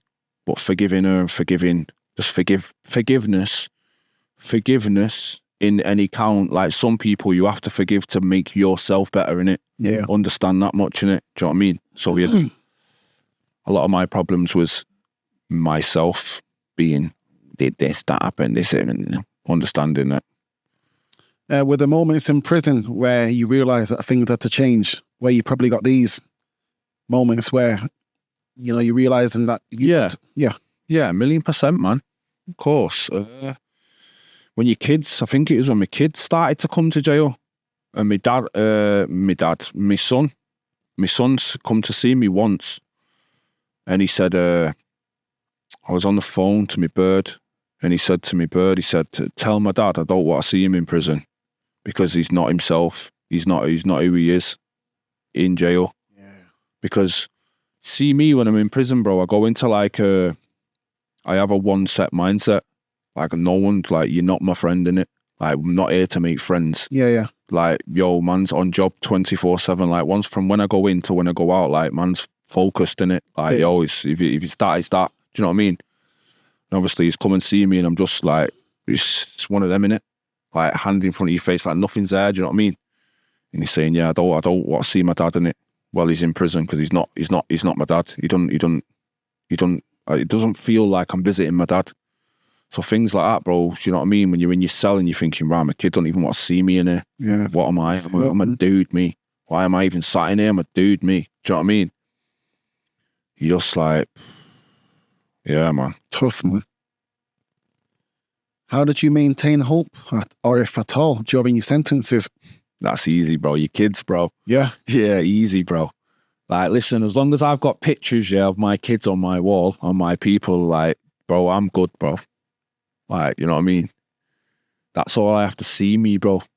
Like, I just see me kids in it. Like, I don't live for, like, I used to live for myself, innit? You know, when you live for yourself, you live for yourself. Have you got kids? Of course, yeah. So you live for your kids now, innit?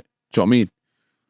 Yes, that's my power now. I see, like, I've got to be, I just don't want to die, and for them think like, yo, like, my dad was a waste man, innit? Yeah. Do you know what I mean? So even if I'm not the best dad, but I try my best all the time, then they can at least say, do you know what? My dad weren't the best, but he tried, innit? And he'll have funny memories like when he tried to do this, or I tried to do certain things, me, and because I'm so the way I am, it won't be exactly how it should be. Do you know what I mean? Yeah. So it's funny to them because they're laughing at me, but I think, yo, that makes me happy because I'm thinking, right, well, I'm making you laugh at least. Do you know what I mean? Yeah, man. My kids, bro. Like, yo, well, like I said, and put me anywhere, bro. Anywhere in the world. Give me a picture of my kids and I'm good, bro. Did you find support, mentorship, or, you know, anything like that while you was inside?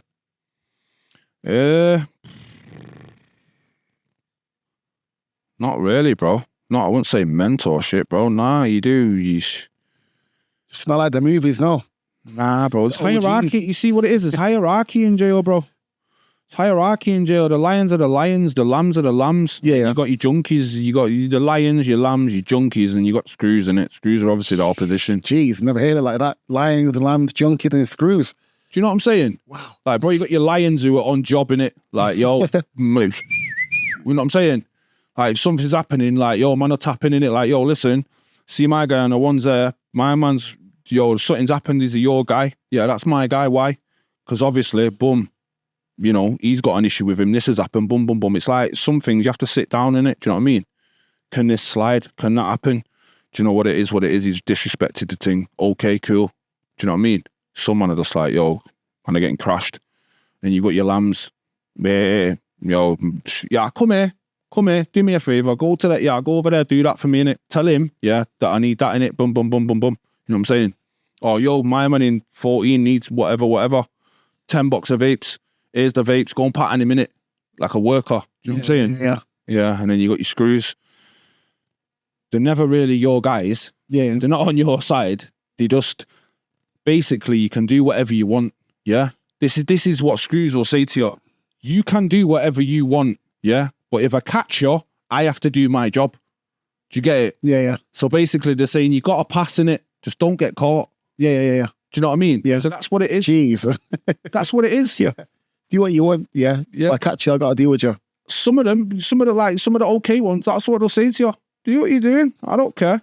Just don't let me catch you in it, because then I've got to do my bit. Yeah. Do you know what I mean? Then you got your little, you got your proper like screws. who were on job, like the on job in it.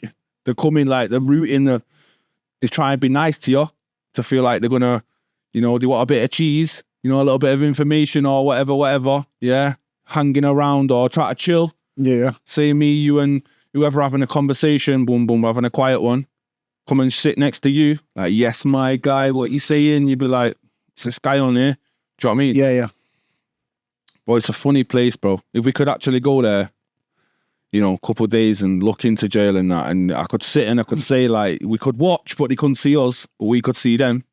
And I could say, yo, the boom, boom, boom, I'd tell you to play. Like, you'd laugh, do you know what I mean? Yeah. Because it's actually funny, bro. Okay. So, when did music become more than just a hobby for you and a way to express yourself? I think it's always been a way to express myself, but more than a hobby, I'd say just recently, because music to me has always been like, I've never really looked and thought, yes, I'm gonna, labels, cribs, this, that. It's always been like, I just do it because I like doing it. Right. How long you been doing music? Probably since I was about 19, 19. Yeah. But I started off with like when I was like around the town area, chilling in town, and I started off with like grime. Where when we used to have the Sony Walkman phones. Oh yeah. And we'd have beats on the phone and that. Yeah. Everyone would be meeting up in a group, and then he'd spit his bars, I'd spit my bars. Do you know what I mean? So I used to at first I used to listen because everyone was like doing grime, and then eventually I caught on and I thought, Ross, I want to be able to do that. Do you know what I mean? And the guys I was chilling with, I started like making up little rhymes and that, to the point where they're doing it in a group one day, and he's like, yeah, jump in. So obviously once I plucked up the courage, jumped in. But over the years of doing it, I think when I come out of jail the first time, I think I said to my mate, like, I'm not on the grind, but I'm going to start rapping. So obviously I was writing lyrics in jail still. Yeah. And then when I come home from jail, I started like writing rap. Obviously at first I was a bit rusty, but there's always been a story there. Like everything I've ever like rapped about, it's always explaining something, or I'm going through something, or so. I found out like when I was rapping, it was a way for me to vent, let off my steam. Because obviously being a man, sometimes it's not easy talking about your problems to people, or, you feel like you're putting your weight too heavy on other people. So I feel like when I'm rapping, I can get it off my chest that way. Do you know what I mean? Yeah. That's how I feel anyway. It's funny because you say you've only started taking it serious like recently now. Yeah. But you've had like, releases over the past few years, some mixtapes, you've had some tracks released on Spotify and so forth. But it's only now you've taken it serious. I think before I went to prison this time, I was doing music and my heart was in it, but it's like a lack of confidence. Like with the internet and the way things are, it's not like it used to be where you'd just go out on the street selling mixtapes and, you'd play your sound on your phone to someone else. And nowadays, like with the internet and all that, you got a lot of hate as well. So sometimes the hate can do your head in. People go, ignore it. But when you're putting your work in, do you know what I mean? And you see all these comments, you're shit and you're rubbish, So sometimes you take it and I think, wow, is there even any point? Do you know what I mean? But this time, when I come out of jail this time and I looked on my videos and that, and I thought I'd seen like 110,000, and I went on my inbox and he had like 50 messages of people like, oh, when you coming back, bro? We missed you. We need some real music. I'm thinking, they must have been feeling me, do you know what I mean? Yeah. So I thought, you know what? I love music in it, so forget what anyone else thinks or feels. I'm just going to do it anyway. And if we make it, man, it's like a win for the underdogs, innit? Do you know what I mean? Yeah, I get you. I feel you on that. And obviously, the scene at the minute as well. I feel like there's a lot of that stabbing, shooting music. Do you know what I mean? I get people are out there and they're doing what they got to do. I understand it, man, but I'm getting tired of hearing it, bro. And obviously, I understand that, man, are going through it, but tell us how you got there, innit? Do you know what I mean? Give us a song about why you like that, why you trapping, why you in that situation, or do you know what I'm saying? Give us not a reason, but an insight of what's going on in your life instead of just telling us how, you did this and did that, and do you know what I mean? It's a bit boring, man. People are real pain, stuff they can relate to, man. I feel you on that. I'll follow on to my next question of, how did your early experiences, especially the challenges with the family, how did that influence the themes in your tracks? It's more, my music's like pain in it. So a lot of the things in my life that have happened, it just, when I'm writing bars, I'm just releasing like pain. Do you know what I mean? So yeah, it's like stuff with my mum and my pops, and yeah, it's just, how can I say it? It's just, that's just a way of venting in it for me. Do you know what I mean? Do you not have any happy moments in your life where, you feel like you can rap about happy moments? Not really. Obviously, I have times in my songs where, like, I rap about my kids and that, innit? Do you know what I mean? And I like to say, I love my kids. Everything I do is for my kids. That's like my happy bits, innit? Or, what did I say? When feeling like when I'm hugging my wife, that's, you know what I mean? A happy moment for me. Or hugging my kids, he's loving me this. Just know I'm doing this for you when I'm hugging them strips. Do you know what I mean? I feel you. They're like, lyrics within the tracks, but a lot of the tracks, are based on pain. Yeah. It would be nice to feel, Reup, having a bit of joy. Yeah. Joy's coming, man. Don't worry, man. Me and Scotty have been on the motorway, man. Joy's coming, don't worry. We have got some joy. Let's just get this pain out first. Let us just give him this tape I've got coming. And then that's kind of like, that's like me healing. Gone through a stage like, your jungle activities. I'm just a black sheep, karma. And now it's VALOUR in it, like Mr. Resilient, man. Already like been through it, made it through it, come out the other side. See what's next in it, do you know what I mean? Might be a happy ending, man. Let's hope so, man. Yeah, man. Your music often reflects real life struggles. When did you first realize that people were connecting with your story? And I think you kind of just answered that before. I'd say when I first started rapping, really, and like people from my childhood and like maybe people who have been through certain struggles with, they'd be like, oh yeah, I remember that time, or this and this and this. That's when people would start clocking on and seeing that I weren't just rapping, it was real life. Do you know what I mean? So yeah, people have always related. Like now it's more, because when I rap about things now, a lot of people will write on socials, like they'll speak about times when things have happened, or do you know what I mean? Like yeah, people will explain like that. Before your upcoming album, VALOUR, you've released other projects and tracks. Can you talk about some of your favorite tracks and what they meant to you? Snakes, off Karma. Okay, I can see the snakes. At the time, yeah, I was doing what I was doing in it. That's before I went to jail, man. And there was people around me who were like doing certain things they shouldn't have been doing, and then they're talking to people, telling people certain things, and they think it won't get back to me in it. Do you know what I mean? So I made that song based on them in it, like close people who was my actual close people, like my mates. Obviously, it's planning to do like stuff that they shouldn't be doing to man. Do you know what I mean? I can see the snakes. Do you know what I mean? So that one's part of that. Say Black Sheep's like that's an album, but it's not really a track. But that's just, it was an album based on like the odd one out in it. Me being the odd one out in every situation I've probably ever been in my life, in my family, friend groups. Like obviously, like I said, most of my mates was black guys. You know what I mean? I was just a white guy on my own, like in a herd of black guys. You know what I mean? And then you've got your family. You're the only one who doesn't care. Just on road. You just everything like Black Sheep. I've been the odd one out in it. Whether I've been following or just doing my own thing. Jungle Activities was basically based on me. That was me outside in it, doing all sorts of madness, just active, what they call nowadays active in it, doing things I shouldn't have been doing in it, really. I find the Black Sheep line funny because when you were saying, the white guy ran over the black guys, and I'm like, well, you kind of have the white sheep in it amongst black ones. Yeah. Like in the flip side. Nah, I hear that, but obviously this.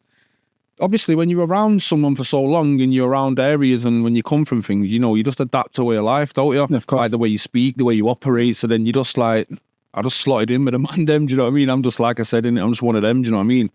Even now, that's just what it is. Was there any particular songs or projects that were like a turning point in your life for you? Karma, you know.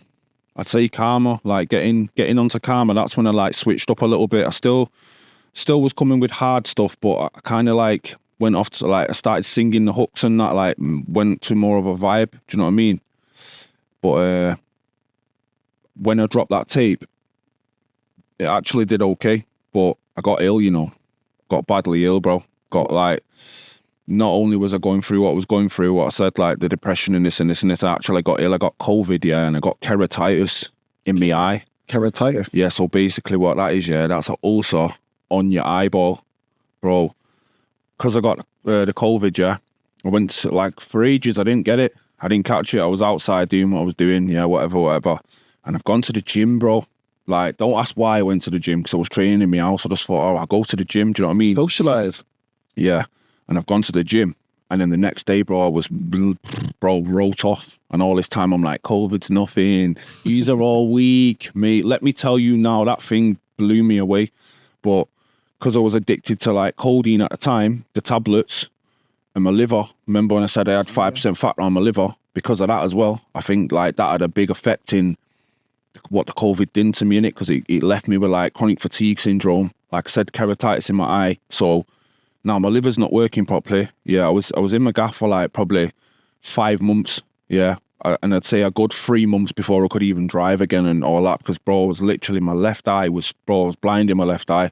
Wow. Like, so you had the issue with the liver, plus, you know, feeling low, depressed or whatever, coming along with the other things. Then I've got my eye. So day 2 of having this COVID, my eye started to go. Like I started to get a pain in my eye and I started itching it, thinking, oh, it must just be like, what's it called, man? Conjunctivitis. Yeah. Or it must be something like that. Until it carried on to the point where at night time when I'm going to sleep, every time I close my eye, yeah, it just like caught on it. It was catching on something. It felt like I always had something in my eye. Do you know what I mean? Nice. Yeah, so that. And then, yeah, man, bro, I didn't heal properly from that for about 18, 19 months. Yeah. Yeah. Took me, even when I got to prison, I'd say I was in jail for a good 11 months, 10 months before I felt half okay. Like, bro, I was in a bad way, bro. Trust me, that flu, whatever you guys say it is, mate, it blew me away, bro. Looking back over the time, how do you feel like your style and lyrics have evolved over time? Oh, I've definitely evolved. Music's always been learning for me, because I come from grime really. Like rap was, you know, I adopted rap when I came out of jail. I've just been learning, and then in prison this time, I was just constantly writing. When I started to rap to people, I was in jail with a couple of artists as well, rappers. Yeah, Okay. Yeah, like rappers who are known now, innit? Like they're up there with people and proper kids, yeah. And I was rapping to them, and they're saying to me, "Yo, you're hard."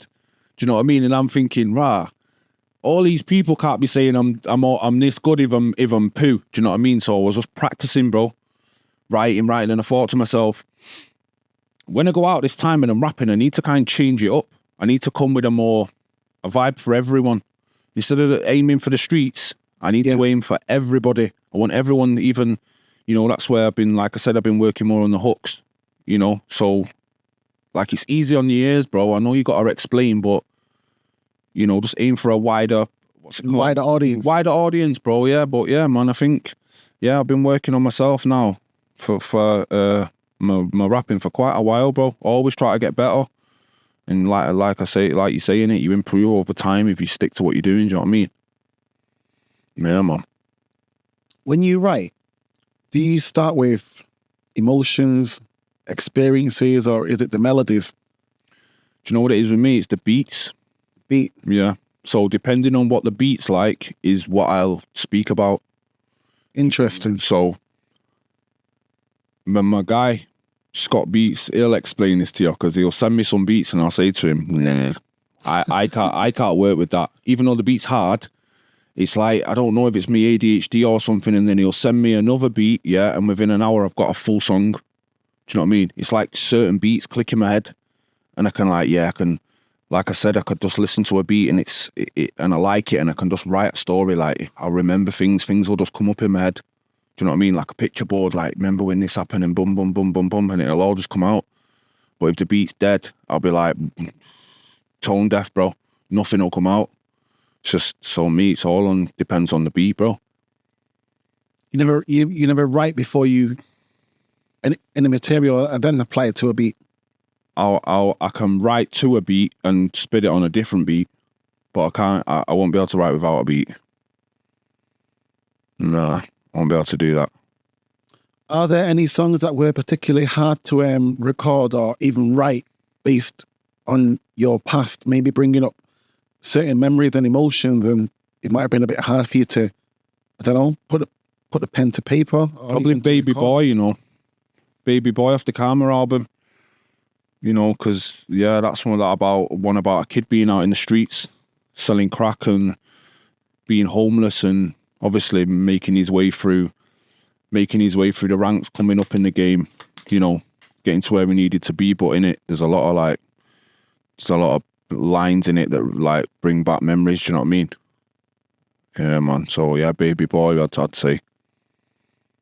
Do you ever use music as therapy, a process to, I don't know, maybe heal yourself in a way? I'd say writing music's more my therapy. Okay. Not listening to it. In what way? It's writing in it. So say you've got a therapist and you have a conversation, speech therapist, and you talk about things and you get them out your head. I find that writing them down is getting them out of my head. Do you know what I mean? I'm not really good at talking to people. So it's like about explaining myself. Me being here now, yeah, understand how lucky you are. Do you know what I'm saying? Because I don't normally do this stuff, bro. Getting an exclusive here. Yeah. Getting an exclusive, man. Nah, I've known you for years, man. You know, it's only right, man. I appreciate that. It's only right, man. But yeah, I'm not good at this stuff, bro. I think that's a lot of, like in my life, a lot of things have happened because I'm not good at talking or explaining myself, or people say, what's up with you? And I'm like, nothing. In reality, you're like, if you could see what was going on, you'd be, you know what I mean? That's interesting because you've spoken a lot today. You've opened up a lot. Yeah. You spoke. I don't feel like you've held back any time. And I hope it's doing you good because it's good to talk. Yeah, I feel like I already had this conversation with myself when the opportunity come up to do it. Like I've had opportunities in the past to do a podcast and I've said no. Like, no, do you know what I mean? And then this one's come and I thought, this is local, this is homegrown, this is the man them. So, and I think it's about time where I'm going in life. I think it's about time I get all this off my chest and say it out in the world, because people know me anyway on my socials and that. Like, I'm always me, bro. I don't try to be nothing I'm not. Do you know what I mean? Yeah. I'm always myself. Like, yo, if I wake up on a day I've not cut my hair, I've not brushed my teeth, yo, so what, innit?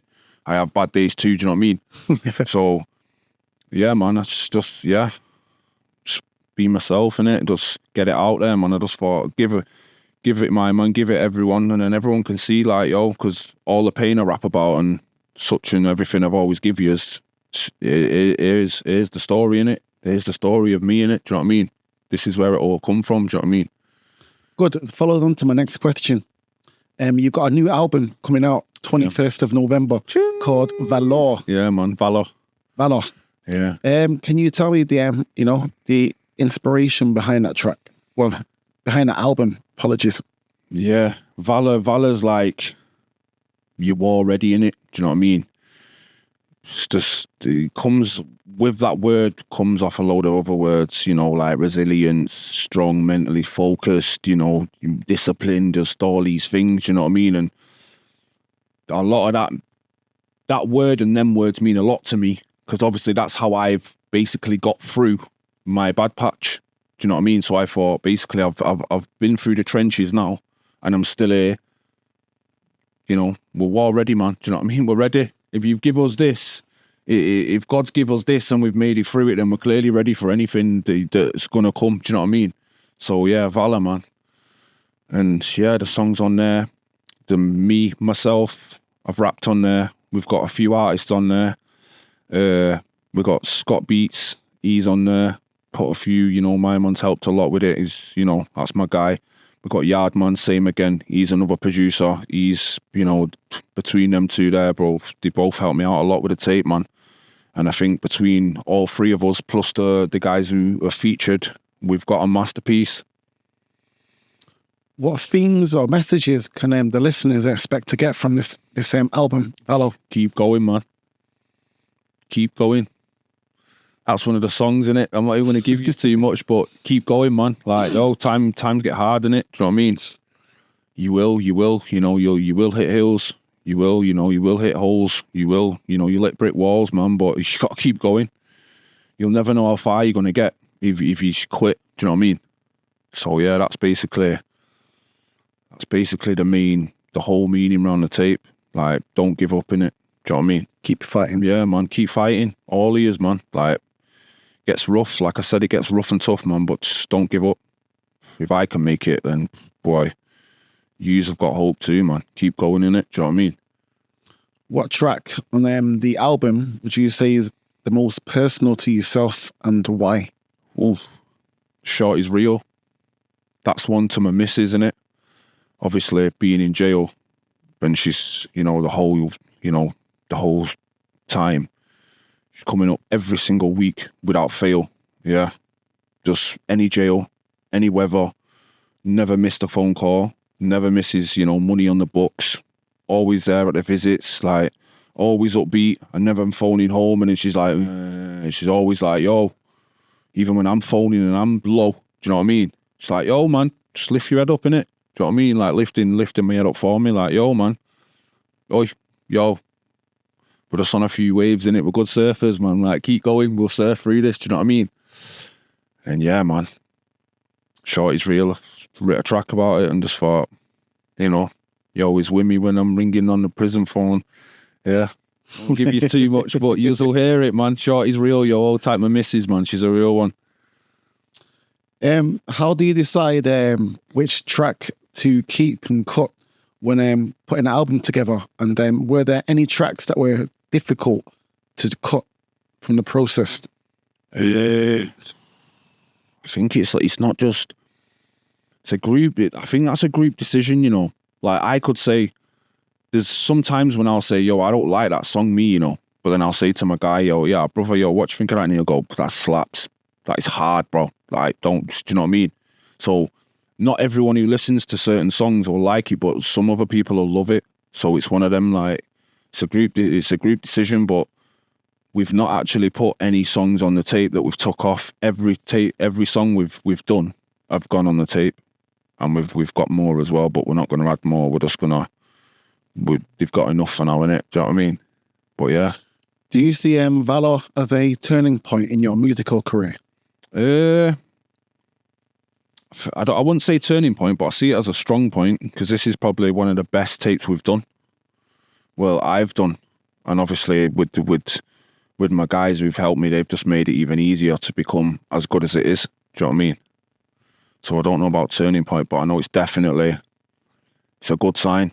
People are going to see this and look back on the other tapes and see that we've leveled up, man. And we're not here to play around. Do you know what I mean? How did VALOUR reflect the man that you've become compared to the man that you were when you first started off doing music? Because I didn't have any discipline, really. I always had motivation because I was just money hungry, but I was chasing money for the wrong reasons, to get high in it. Do you know what I mean?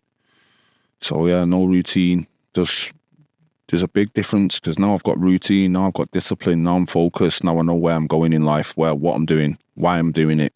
I've got reasons now. Do you know what I mean? Before that, I was just a lost soul. So yeah. Do your lyrics explore your past, the choices you've made in your past compared to the choices that your father made in his past as well? Yeah, I think they do both. Said some things in my bars about my pops, you know, think that's been before, you know, out of anger, or, you know, when I'm writing and I'm in pain and I'm aching and I'm thinking, you know, I've said some things that were a bit bit bad on my dad's half, do you know what I mean? Right. You know, just like, why this, why that? Why did things have to go the way they went, do you know what I mean? Why did I end up in care? Why did no one else, do you know what I mean? Just me just venting, man, speaking out of anger, but being a grown man now, you understand, like, yo, my man's got feelings as well, innit? Do you know what I mean? And he listens as well. He listens to the songs, you know what I mean? So sometimes I make a song and I'm like, yo, like, he loves my music, man. He's my number one fan, but sometimes when I listen back to certain songs, I think, oh, Your phone could have, hey, man, yeah. is that me you're talking about? Yeah, like my man's is old school, innit? He'd be like, oh, fucking, yo, do you in, you know what I mean? But yeah, that's, yeah. Said some things in there, definitely. Which artist or life experiences have influenced your music approach and your sound? Artist, probably say Al, you know. Al's like, he's based on loyalty. Okay. How do you want your music to impact your listeners? When I make music, and I just wanted to give people hope in it, like for these youngsters who are out there now doing madness. Even the kids I see, like, it's a bit late for some of the kids who's, you know, done things and got 22s, 23s, 24s, 25s, but anyone other than them who's home, who's out there, you know, and out in the slums, I just hope they listen, man, and just try and change the path, or just try and do things a bit more smartly, because my big age now, bro, it's like, outside's not the answer, innit? Do you know what I mean? Like, really and truly, we're all like, we're just slaves, really. Slaves for something, at least, anyway. Slaves for money, or you're slaves for someone, or it's all a slave. You're slaving for clothes because you want to look like my guy. It's all, you're just a slave, innit? Do you know what I mean? Live your life, man, be happy. You know, have acquiescence, man, be happy how you are, innit? Do you know what I mean? You don't, it's all nowadays, 2025, it's all following trend. What's the new trend? It's not, who am I? I'm going to be me, what I like. There's no originality. It's gone, it's finished, bro. Finished.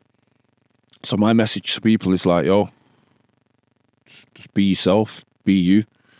Get out of whatever you're in and just try and, you know, make a lane for yourself and just do good by your people, do you know what I mean? Stay home, man. Don't end up in the floor. Don't end up in a box or in a box, you know what I mean? When people hear VALOUR, what feeling or message do you want them to take away from it? Same again, bro. Just don't give up in it. Like, just keep going. Like, it's not that bad. Do you know what I mean? It'll pass, bro. Like, you go through things and life's going to keep moving. Like, life's like an elevator, bro, that never goes off. It's going to keep going regardless whether you feel bad or not. Do you know what I mean? So get up, keep going, man. You know, stay focused and just crack on.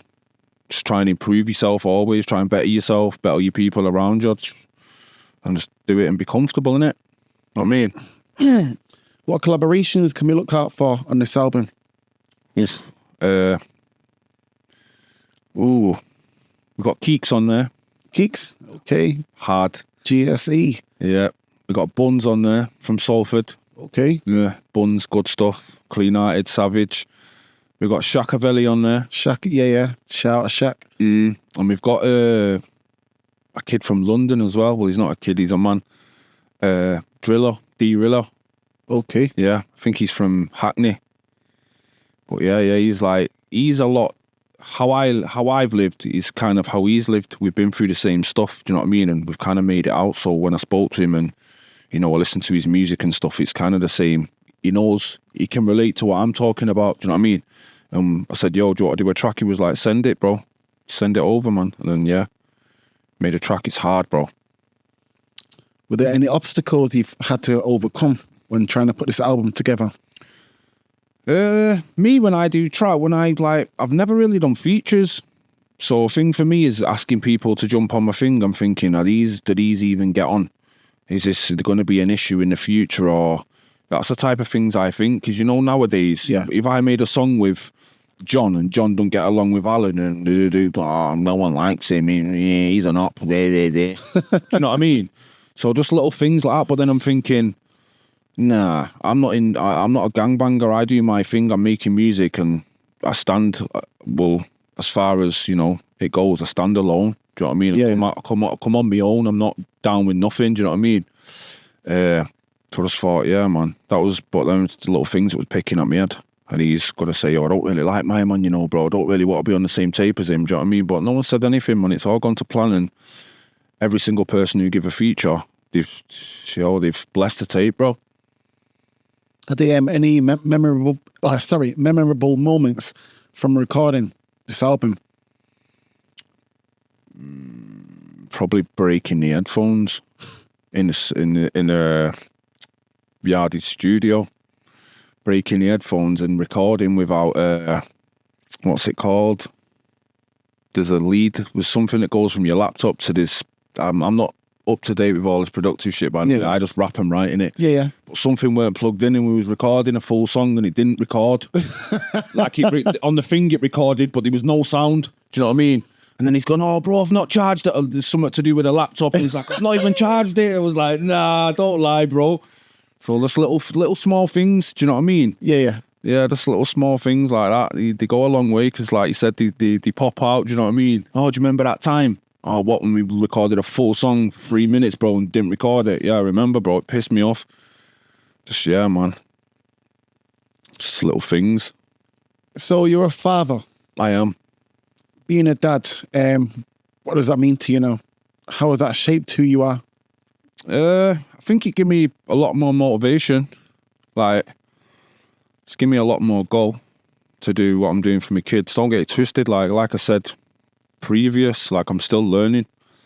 Been a lot of times in my life when I've not I've always been a dad, but I've not been the best dad I could be. Do you know what I mean? Like money wise and whatever. Like, yeah, give the kids for. But I think it's more. I'm thinking because I was working so much at the time and I don't really see them, but passing them money like it's okay. That is, I think I needed to make up with it with actual time. Do you know what I mean? Gets to a point where, like I said, my oldest is 16 now. My man's gaming, chilling, going footy with his mates, goes college. This is busy now. Do you know what I mean? So there's a couple of years where, I missed out, where I've not put the work in I should have put in. That's the same with my daughter. Like, you realise as they get older and they start chilling and doing their own things, like, that stuff eats you a little bit when you shout at them, like, yo, what you doing?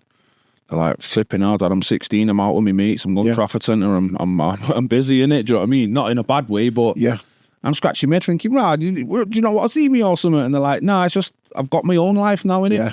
So, yeah, you need to, just time. It's not always about the money, innit? Like, time, man.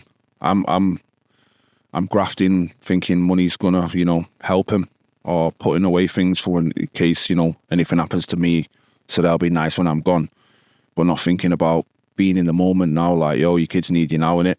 Time, man. Give them some time. So, yeah, there's a lot of things I've learned where I think I need to, there's always room for improvement. Yeah. What do you want your children to learn from your journey? Don't do any of that. Don't be like me. Yeah, that's basically, luckily enough, yeah, my son, he's gone college. He's doing his plumbing thing and he's on the right path. So I know, his mum stands by him, his nana, his grand, he's got a good base around him, do you know what I mean? And obviously I think him seeing me make mistakes, I think that's helped him see and think, I don't want to do that. And then when he's got, I don't tell him to do what I do. I don't big him up, do you know what I mean? I'll tell him not to do it. Tell him, yo, go school, go this. I've always given my kids positive information. I don't guide them to any nonsense. That's me, and I don't want him to be nothing like me. Obviously, my little son, he's 10. He listens to my music. He does his mum's head in because all he does is play my music. But then, his attitude's changing and just little things like that. Sometimes I feel bad about rapping because I'm thinking, is my music making my man become a little shit? Do you know what I mean? But I guess it's just the thing he's going through at the minute, man. How do you reconcile with the past choices that you've made and lived compared to the father that you want to be? I think it's just doing more, innit? You know, does that make sense? Doing more than I've ever done, or choosing the opposite things. Do you know what I mean? Being there for them, like, instead of expecting them to shout me shout them, innit? Like, yo, what you doing? Phone him. Like, just be on the case, innit? No, not in a bad way, but be on them like, yo, I'm here. So, do you know what I mean? Just doing more, trying my best to just not be the person I was before.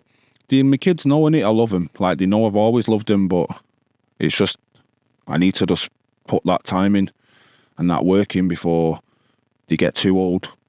Yeah. And they leave home and they got their own families, and do you know what I mean?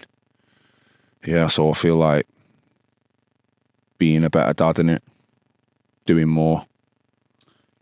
How do you manage, you know, making music, fitness, trying to be the best father, and not fall back into, you know, old habits? It's just, it's not wanting to go there. It's not that hard, you know. Like, how being there and being straight-headed now, looking at how I felt when I was there, you wouldn't want to go back there.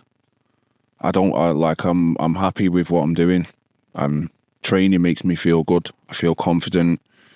Just everything about it makes, you know, you look better, you feel better, people treat you better. Because if you look at you and you're looking, do you know what I mean? If you look at you and you're looking, you know, so skinny and you're not looking after yourself, not only did he look down on you, like, people, not everyone will respect you, bro. Not get the respect that you should get. Do you know what I mean? So yeah, it's easy for me not want to go back there. It was hard to get through it, but once I got through it and I'm stood here looking back, yeah, I know that wasn't me, innit? I know who I am, so it's not an hard decision. I don't even think about that stuff anymore. I just do what I'm doing. What is your proudest moment as a father?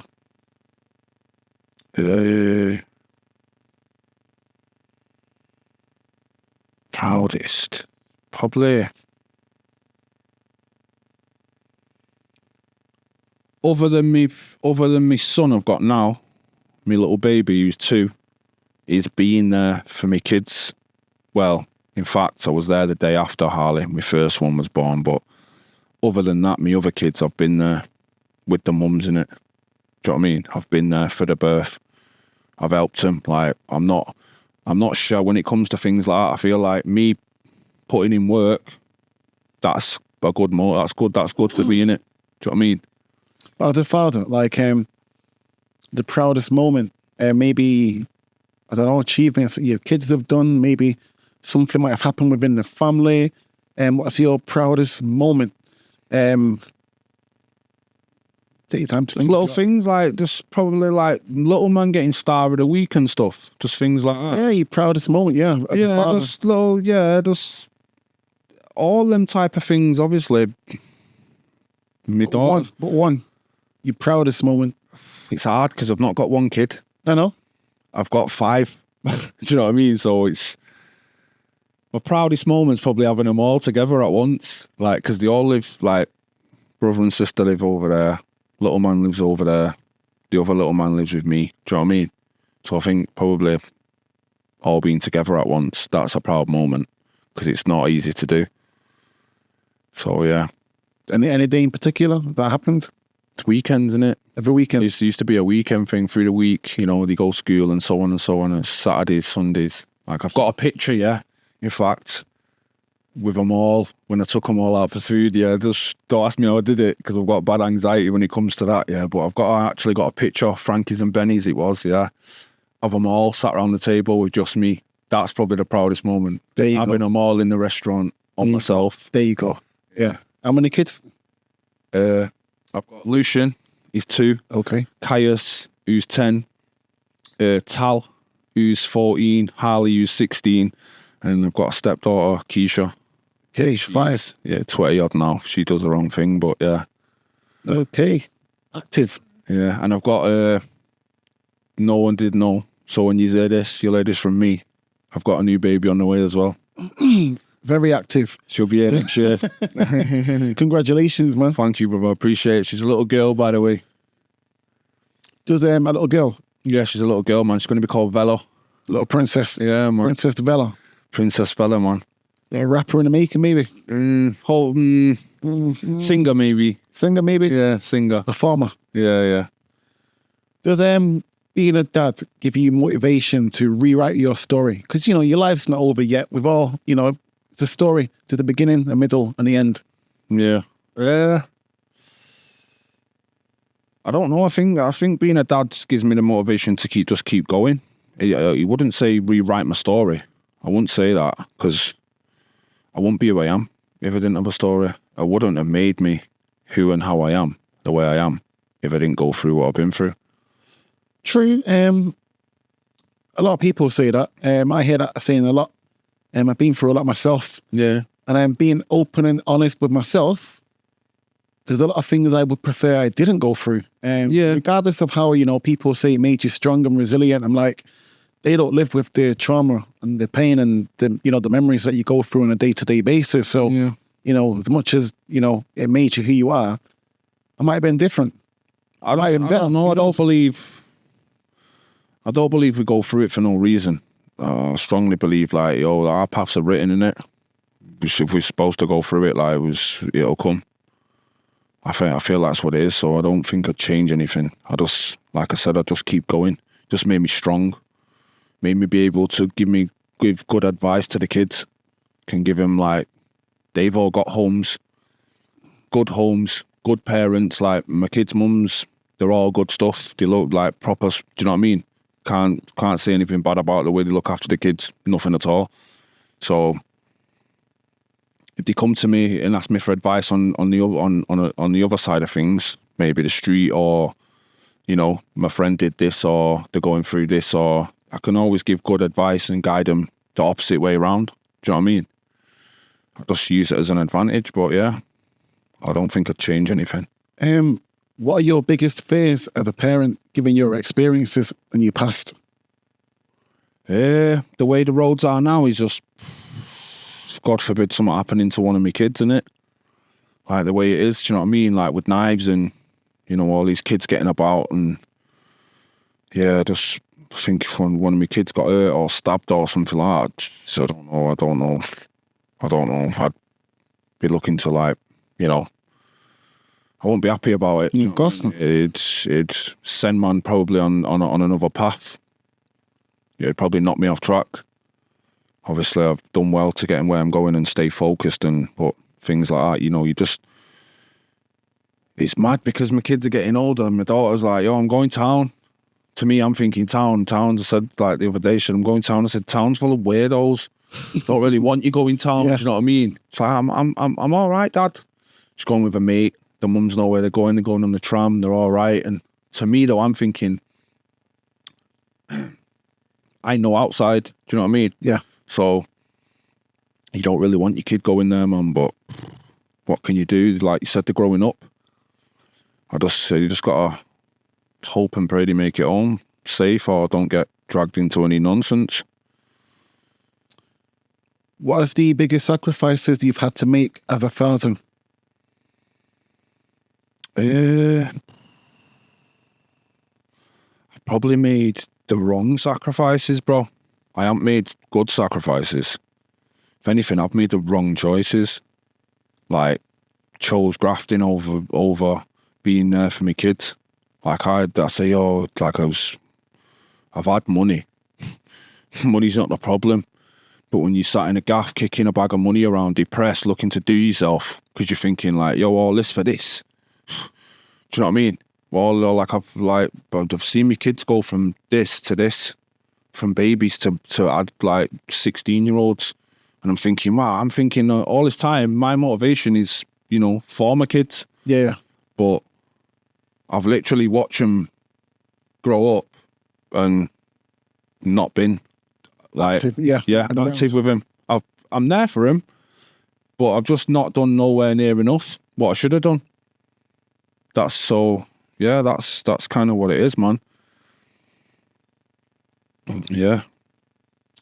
You've spoken about staying fit But yeah, How does that influence your mental health resilience?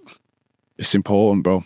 Training for me, that's like my kryptonite, innit? Is that a good thing, kryptonite, or is that a bad thing? Kryptonite's the Superman's weakness. Okay, yeah. So that's like my power. Training's like my power. Like I've noticed when I train, if I don't train, I don't eat. If I don't eat, my mental health goes downhill. Yeah. My mental health goes downhill. I start making choices that I shouldn't really do. Okay. And then I end up in prison. Right. So we know we've figured that track out. Do you know what I mean? We go to the gym. We're very hungry. We eat. We think better. We sleep better. We stay on routine. We stay focused. We do the right things the right way instead of doing the wrong things the wrong way. Do you know what I mean? So yeah, trainings. I think I take medication as well for my issues, for my mental health issues. But training is 80% of what helps me. I'm saying. So you see physical and mental health are connected.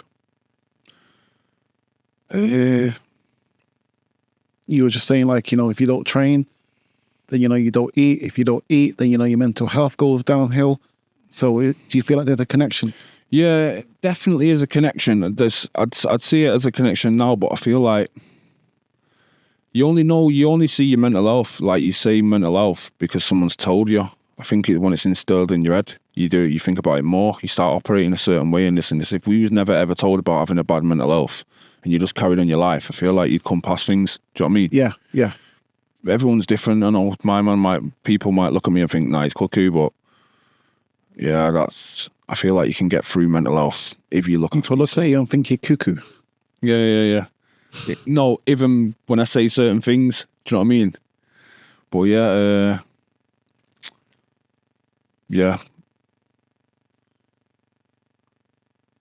What I am looking forward, what are your biggest goals personally and professionally? Goals. Owning my house. Family house. Family house? Yeah, a nice family house. How does that look? 2 cars on a drive. Get up in the morning, open the curtains, look out the window, nice view. How many bedrooms? Be happy with 5, bro. How many people in the house? How many people are in the bedrooms? What does it look like? Yeah, just nice, walk in the house, you got your stairs in the middle, open in the bottom, up 2 sides. Expensive, yeah. Yeah, nice and expensive, we do. Yeah, it's nice round, oval, like in an oval shape, so you can walk round to the bedroom, so you can see directly through the middle. Glass roof, yeah. Some seen Scarface. What? Yeah, nice garden. I'm nothing like Scarface, by the way. Yeah. Yeah, it's nice 2 cars on the drive, probably 20-25 quidders each. Yeah, something nice for the missus, something nice for me.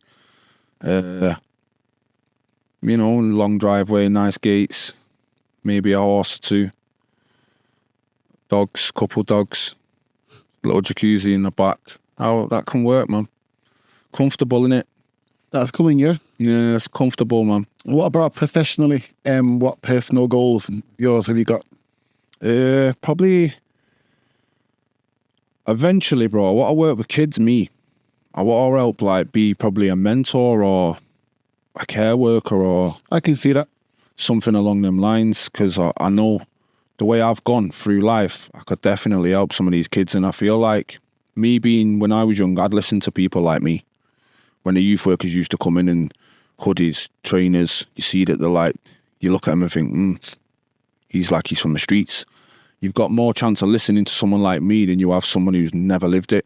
Do you know what I mean? And I just feel like giving back a little bit, and yeah, man. No, it's good, because earlier on you were saying that in the care system, there's not enough people working in the care system that actually care. Yeah. So, the fact that you want to work with children, you want to give back, I'd say, good luck to you, man. Like, do it, because, I think you'd be a good fit for it. You've come from the same background. You've been through the system. Obviously the pros and the cons, and, you know what to look out for, especially the dangers as well. And yeah, of course, man. Like, I'd say, good luck to you, man. Like definitely try and pursue that. Yeah, 1,000,000%. 1,000,000%, man. It's a road that I will be taking, definitely. While we're on that subject, what advice would you give to young people that that are probably in the situation that you were in many years ago? When you say in my situation with where homelessness within the care system, in homelessness, like I don't know, man, because the system's broken, man. I'd say, like, you know, you need to speak to people who if you're going through things, you need to speak about it. Like, you need to have someone you can talk to. Because, like I said, some nights we didn't get in and so on. We didn't really have people. When you're in care, you got no one to phone and say, listen, this manager's not letting us in. We're not getting in. Do you know what I mean? And do you feel like things haven't changed from since then to now? I don't know, because now I think they're a lot more on top of it. I think the people who are running the care homes now are more professional. Okay. Do you know what I mean? People that care. Yeah. Obviously, I know Nigel, who used to work in our care home. He's now manager. Okay. My man's good stuff, so I know the care home's like it's run properly. Do you know what I mean? Yes. The other guy, Scott, he's a manager. So these guys who was like, they wouldn't give it us easy, but they was genuine people, and they'd, give you a little slip from time to time. You're having a little spliff, they can smell it, they're not. Do you know what I mean? Just don't let me see you doing it, sort of thing. They've gone on to be managers, and I know, nowadays they probably ain't letting people smoke weed in the garden. That was just one of them things. Do you know what I mean? But yeah.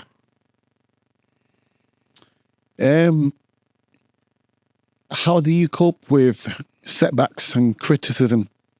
I don't know, man. Criticism's a hard one sometimes. I thought you might say that. Yeah, criticism. A lot of that's like, when you're young and you just constantly, you spoke down to innit, you shouted at. Do you know what I mean? I feel like as you get older and people say things, sometimes it's, it sticks in your head. Do you know what I mean? You start thinking about it like, right, am I?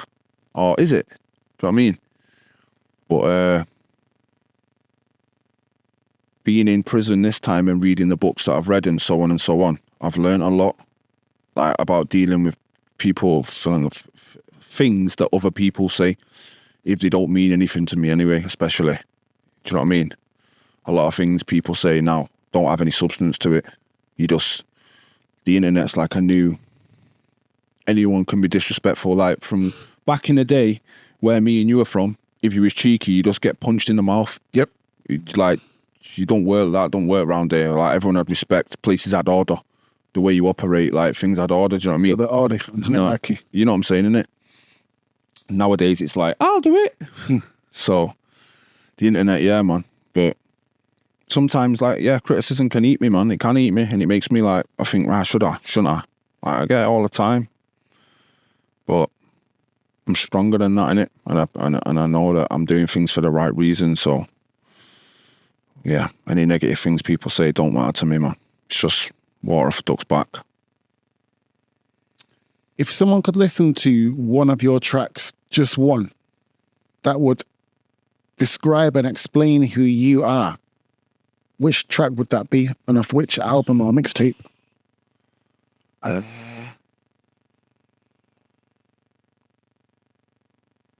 It's hard, that, It's an hard question, bro.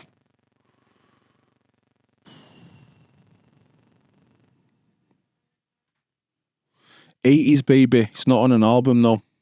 Okay. It's not on one of my albums. It's just one of the singles that I've done. That's like talking about me. That's me coming out of my shell, not like aiming all the badness at my pops and that. That's me kind of admitting that I was a bit to do with it as well. Do you know what I mean? Never used to listen and so on. Do you know what I mean? It's got pictures of me in the song, me being a baby, my little brother, my sister, and my dad. Like, that's me kind of coming round like, yo, do you know what I mean? Be a man, bro. Understand that, yo, no, it's not just everyone else's fault. Because, sometimes I was bad at that, blaming everyone else but myself. Do you know what I mean? In reality, you got to think, like, sometimes it was a little bit me. Yeah. Yeah, man, 1,000,000%. Didn't have to kick him. Yeah. I could have left it, do you know what I mean? Yeah, I could have walked away, Yeah. But the guy on the right told me to do it. It's time I listened to the guy on the left. Yeah, you soak it up, man. You got to soak them things up, and it's all, like I said, it's all been a learning curve, bro. learned self-teaching myself these things, reading books, learning, like, even though it's late in life, you know what I mean? I've learned a lot of things late. You know, Later than I should have. Yeah, do you know what I mean? Late in life. It's never late to start again, turn things around. But there's things that you should know, like, do you know what I mean, a bit younger, and should stick with you. Yeah. I just chose to listen to them and use them a bit later on in life. Do you know what I mean? It's never too late. Yeah. But yeah, 80s baby. You've had your life's been a journey. It's been a journey. We've covered a lot. Mm-hmm. What are you most proudest of? Career-wise? No. Life-wise? In general, like, what are you most proudest of? Probably, apart from my kids and stuff we spoke about, probably. It could be your kids, I don't know. Oh yeah, I'm proud of my kids. Because that goes without saying.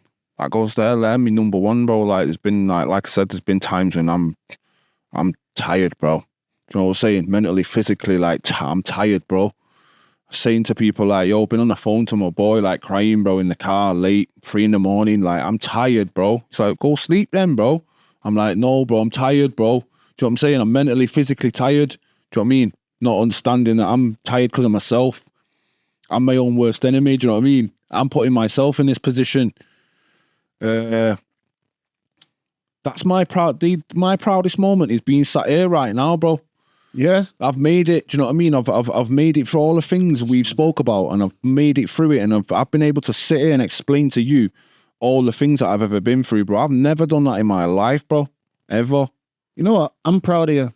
Honestly, do you know what? Yeah, honestly, yeah, I'm proud of you, bro, because you've come here today and you've, like, given a lot, like, and asked you a lot of questions, and you know, you've had a very interesting life, and you know, not everyone would answer the questions the way you did, and you've not held back. And yeah, man, if you've never done that before, never, you know, bro. like, and you said you know, speaking's not really your form of therapy. Like, you know, I commend you. Definitely not, bro. I would definitely recommend, you know, you take up more therapy speaking, because, you know, it's good to talk. I'm actually waiting, you know. I'm on the waiting list. I'm trying. You try, no, good. Yeah, because I'm trying, it's man. exactly what you were saying about, you know, making the steps and doing things right. And this is it, because, you know, it's good to talk. And yeah, of course, man. Being here today is made you feel in any way, shape or form better, then I'm proud, man. I'm proud of you. I'm proud of this whole thing. Do you know what I mean? I feel like it was time in my life, like, where I'm, like I said, where I'm going, like, yo, take the rucksack off, bro. Like, I've been carrying it around my whole life, bro. Do you know what I mean? Take it off, like, put it down, open it, share it with people, man. Like, give what you've got to people, like, let them understand, like, do you know what I mean? Man, don't just rap for the fact of me rapping. Like, I'm trying to let you know that, yo, man, this story's real, bro. Like, I've been through pain in it. I've been through it. We've been through the trenches. We've done it. We've been there. So when I'm telling you not to do stuff, understand that I've been there. I've seen it. I've done it. I've wore the t-shirt, and I'm telling you that you take the t-shirt back in it. You don't want it. Yeah, do something better, man. Get your little job. Money takes longer to get, man. But I promise you, slow money is better than no money in it. Gently gets the Bentley, man. It's facts.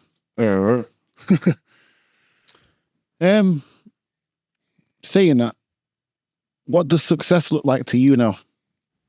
Being comfortable. Just the kids having what they need.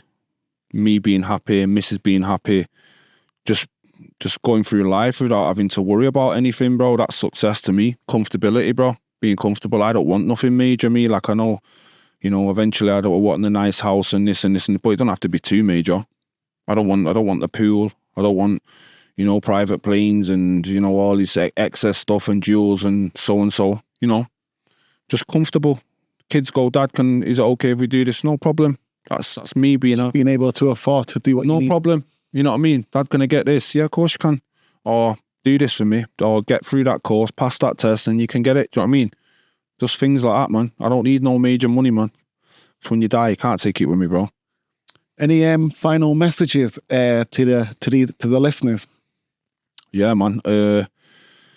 Take it in, man. I appreciate you know, listening, taking me in. Thank you, innit? Whoever sits and listens and goes through it and, you know, takes time to listen to what I've said. I appreciate you, innit?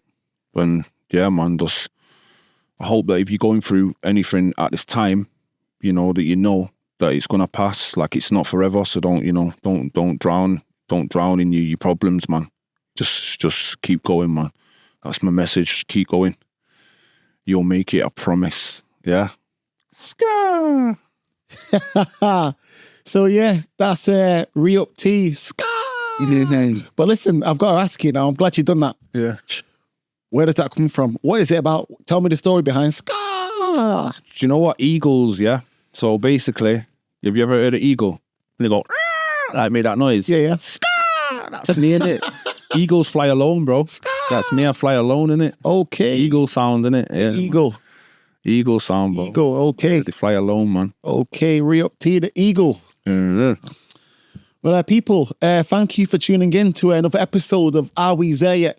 We've had Reup T on the show today. He's opened up doors which we never knew was there. He's shown us, like he's told us a lot, but I could see everything. Again, another in-depth interview, amazing. Thank you all for tuning in. Again, like, share, comment, subscribe. Tune in to the next episode. Thank you all for tuning in. Thank you.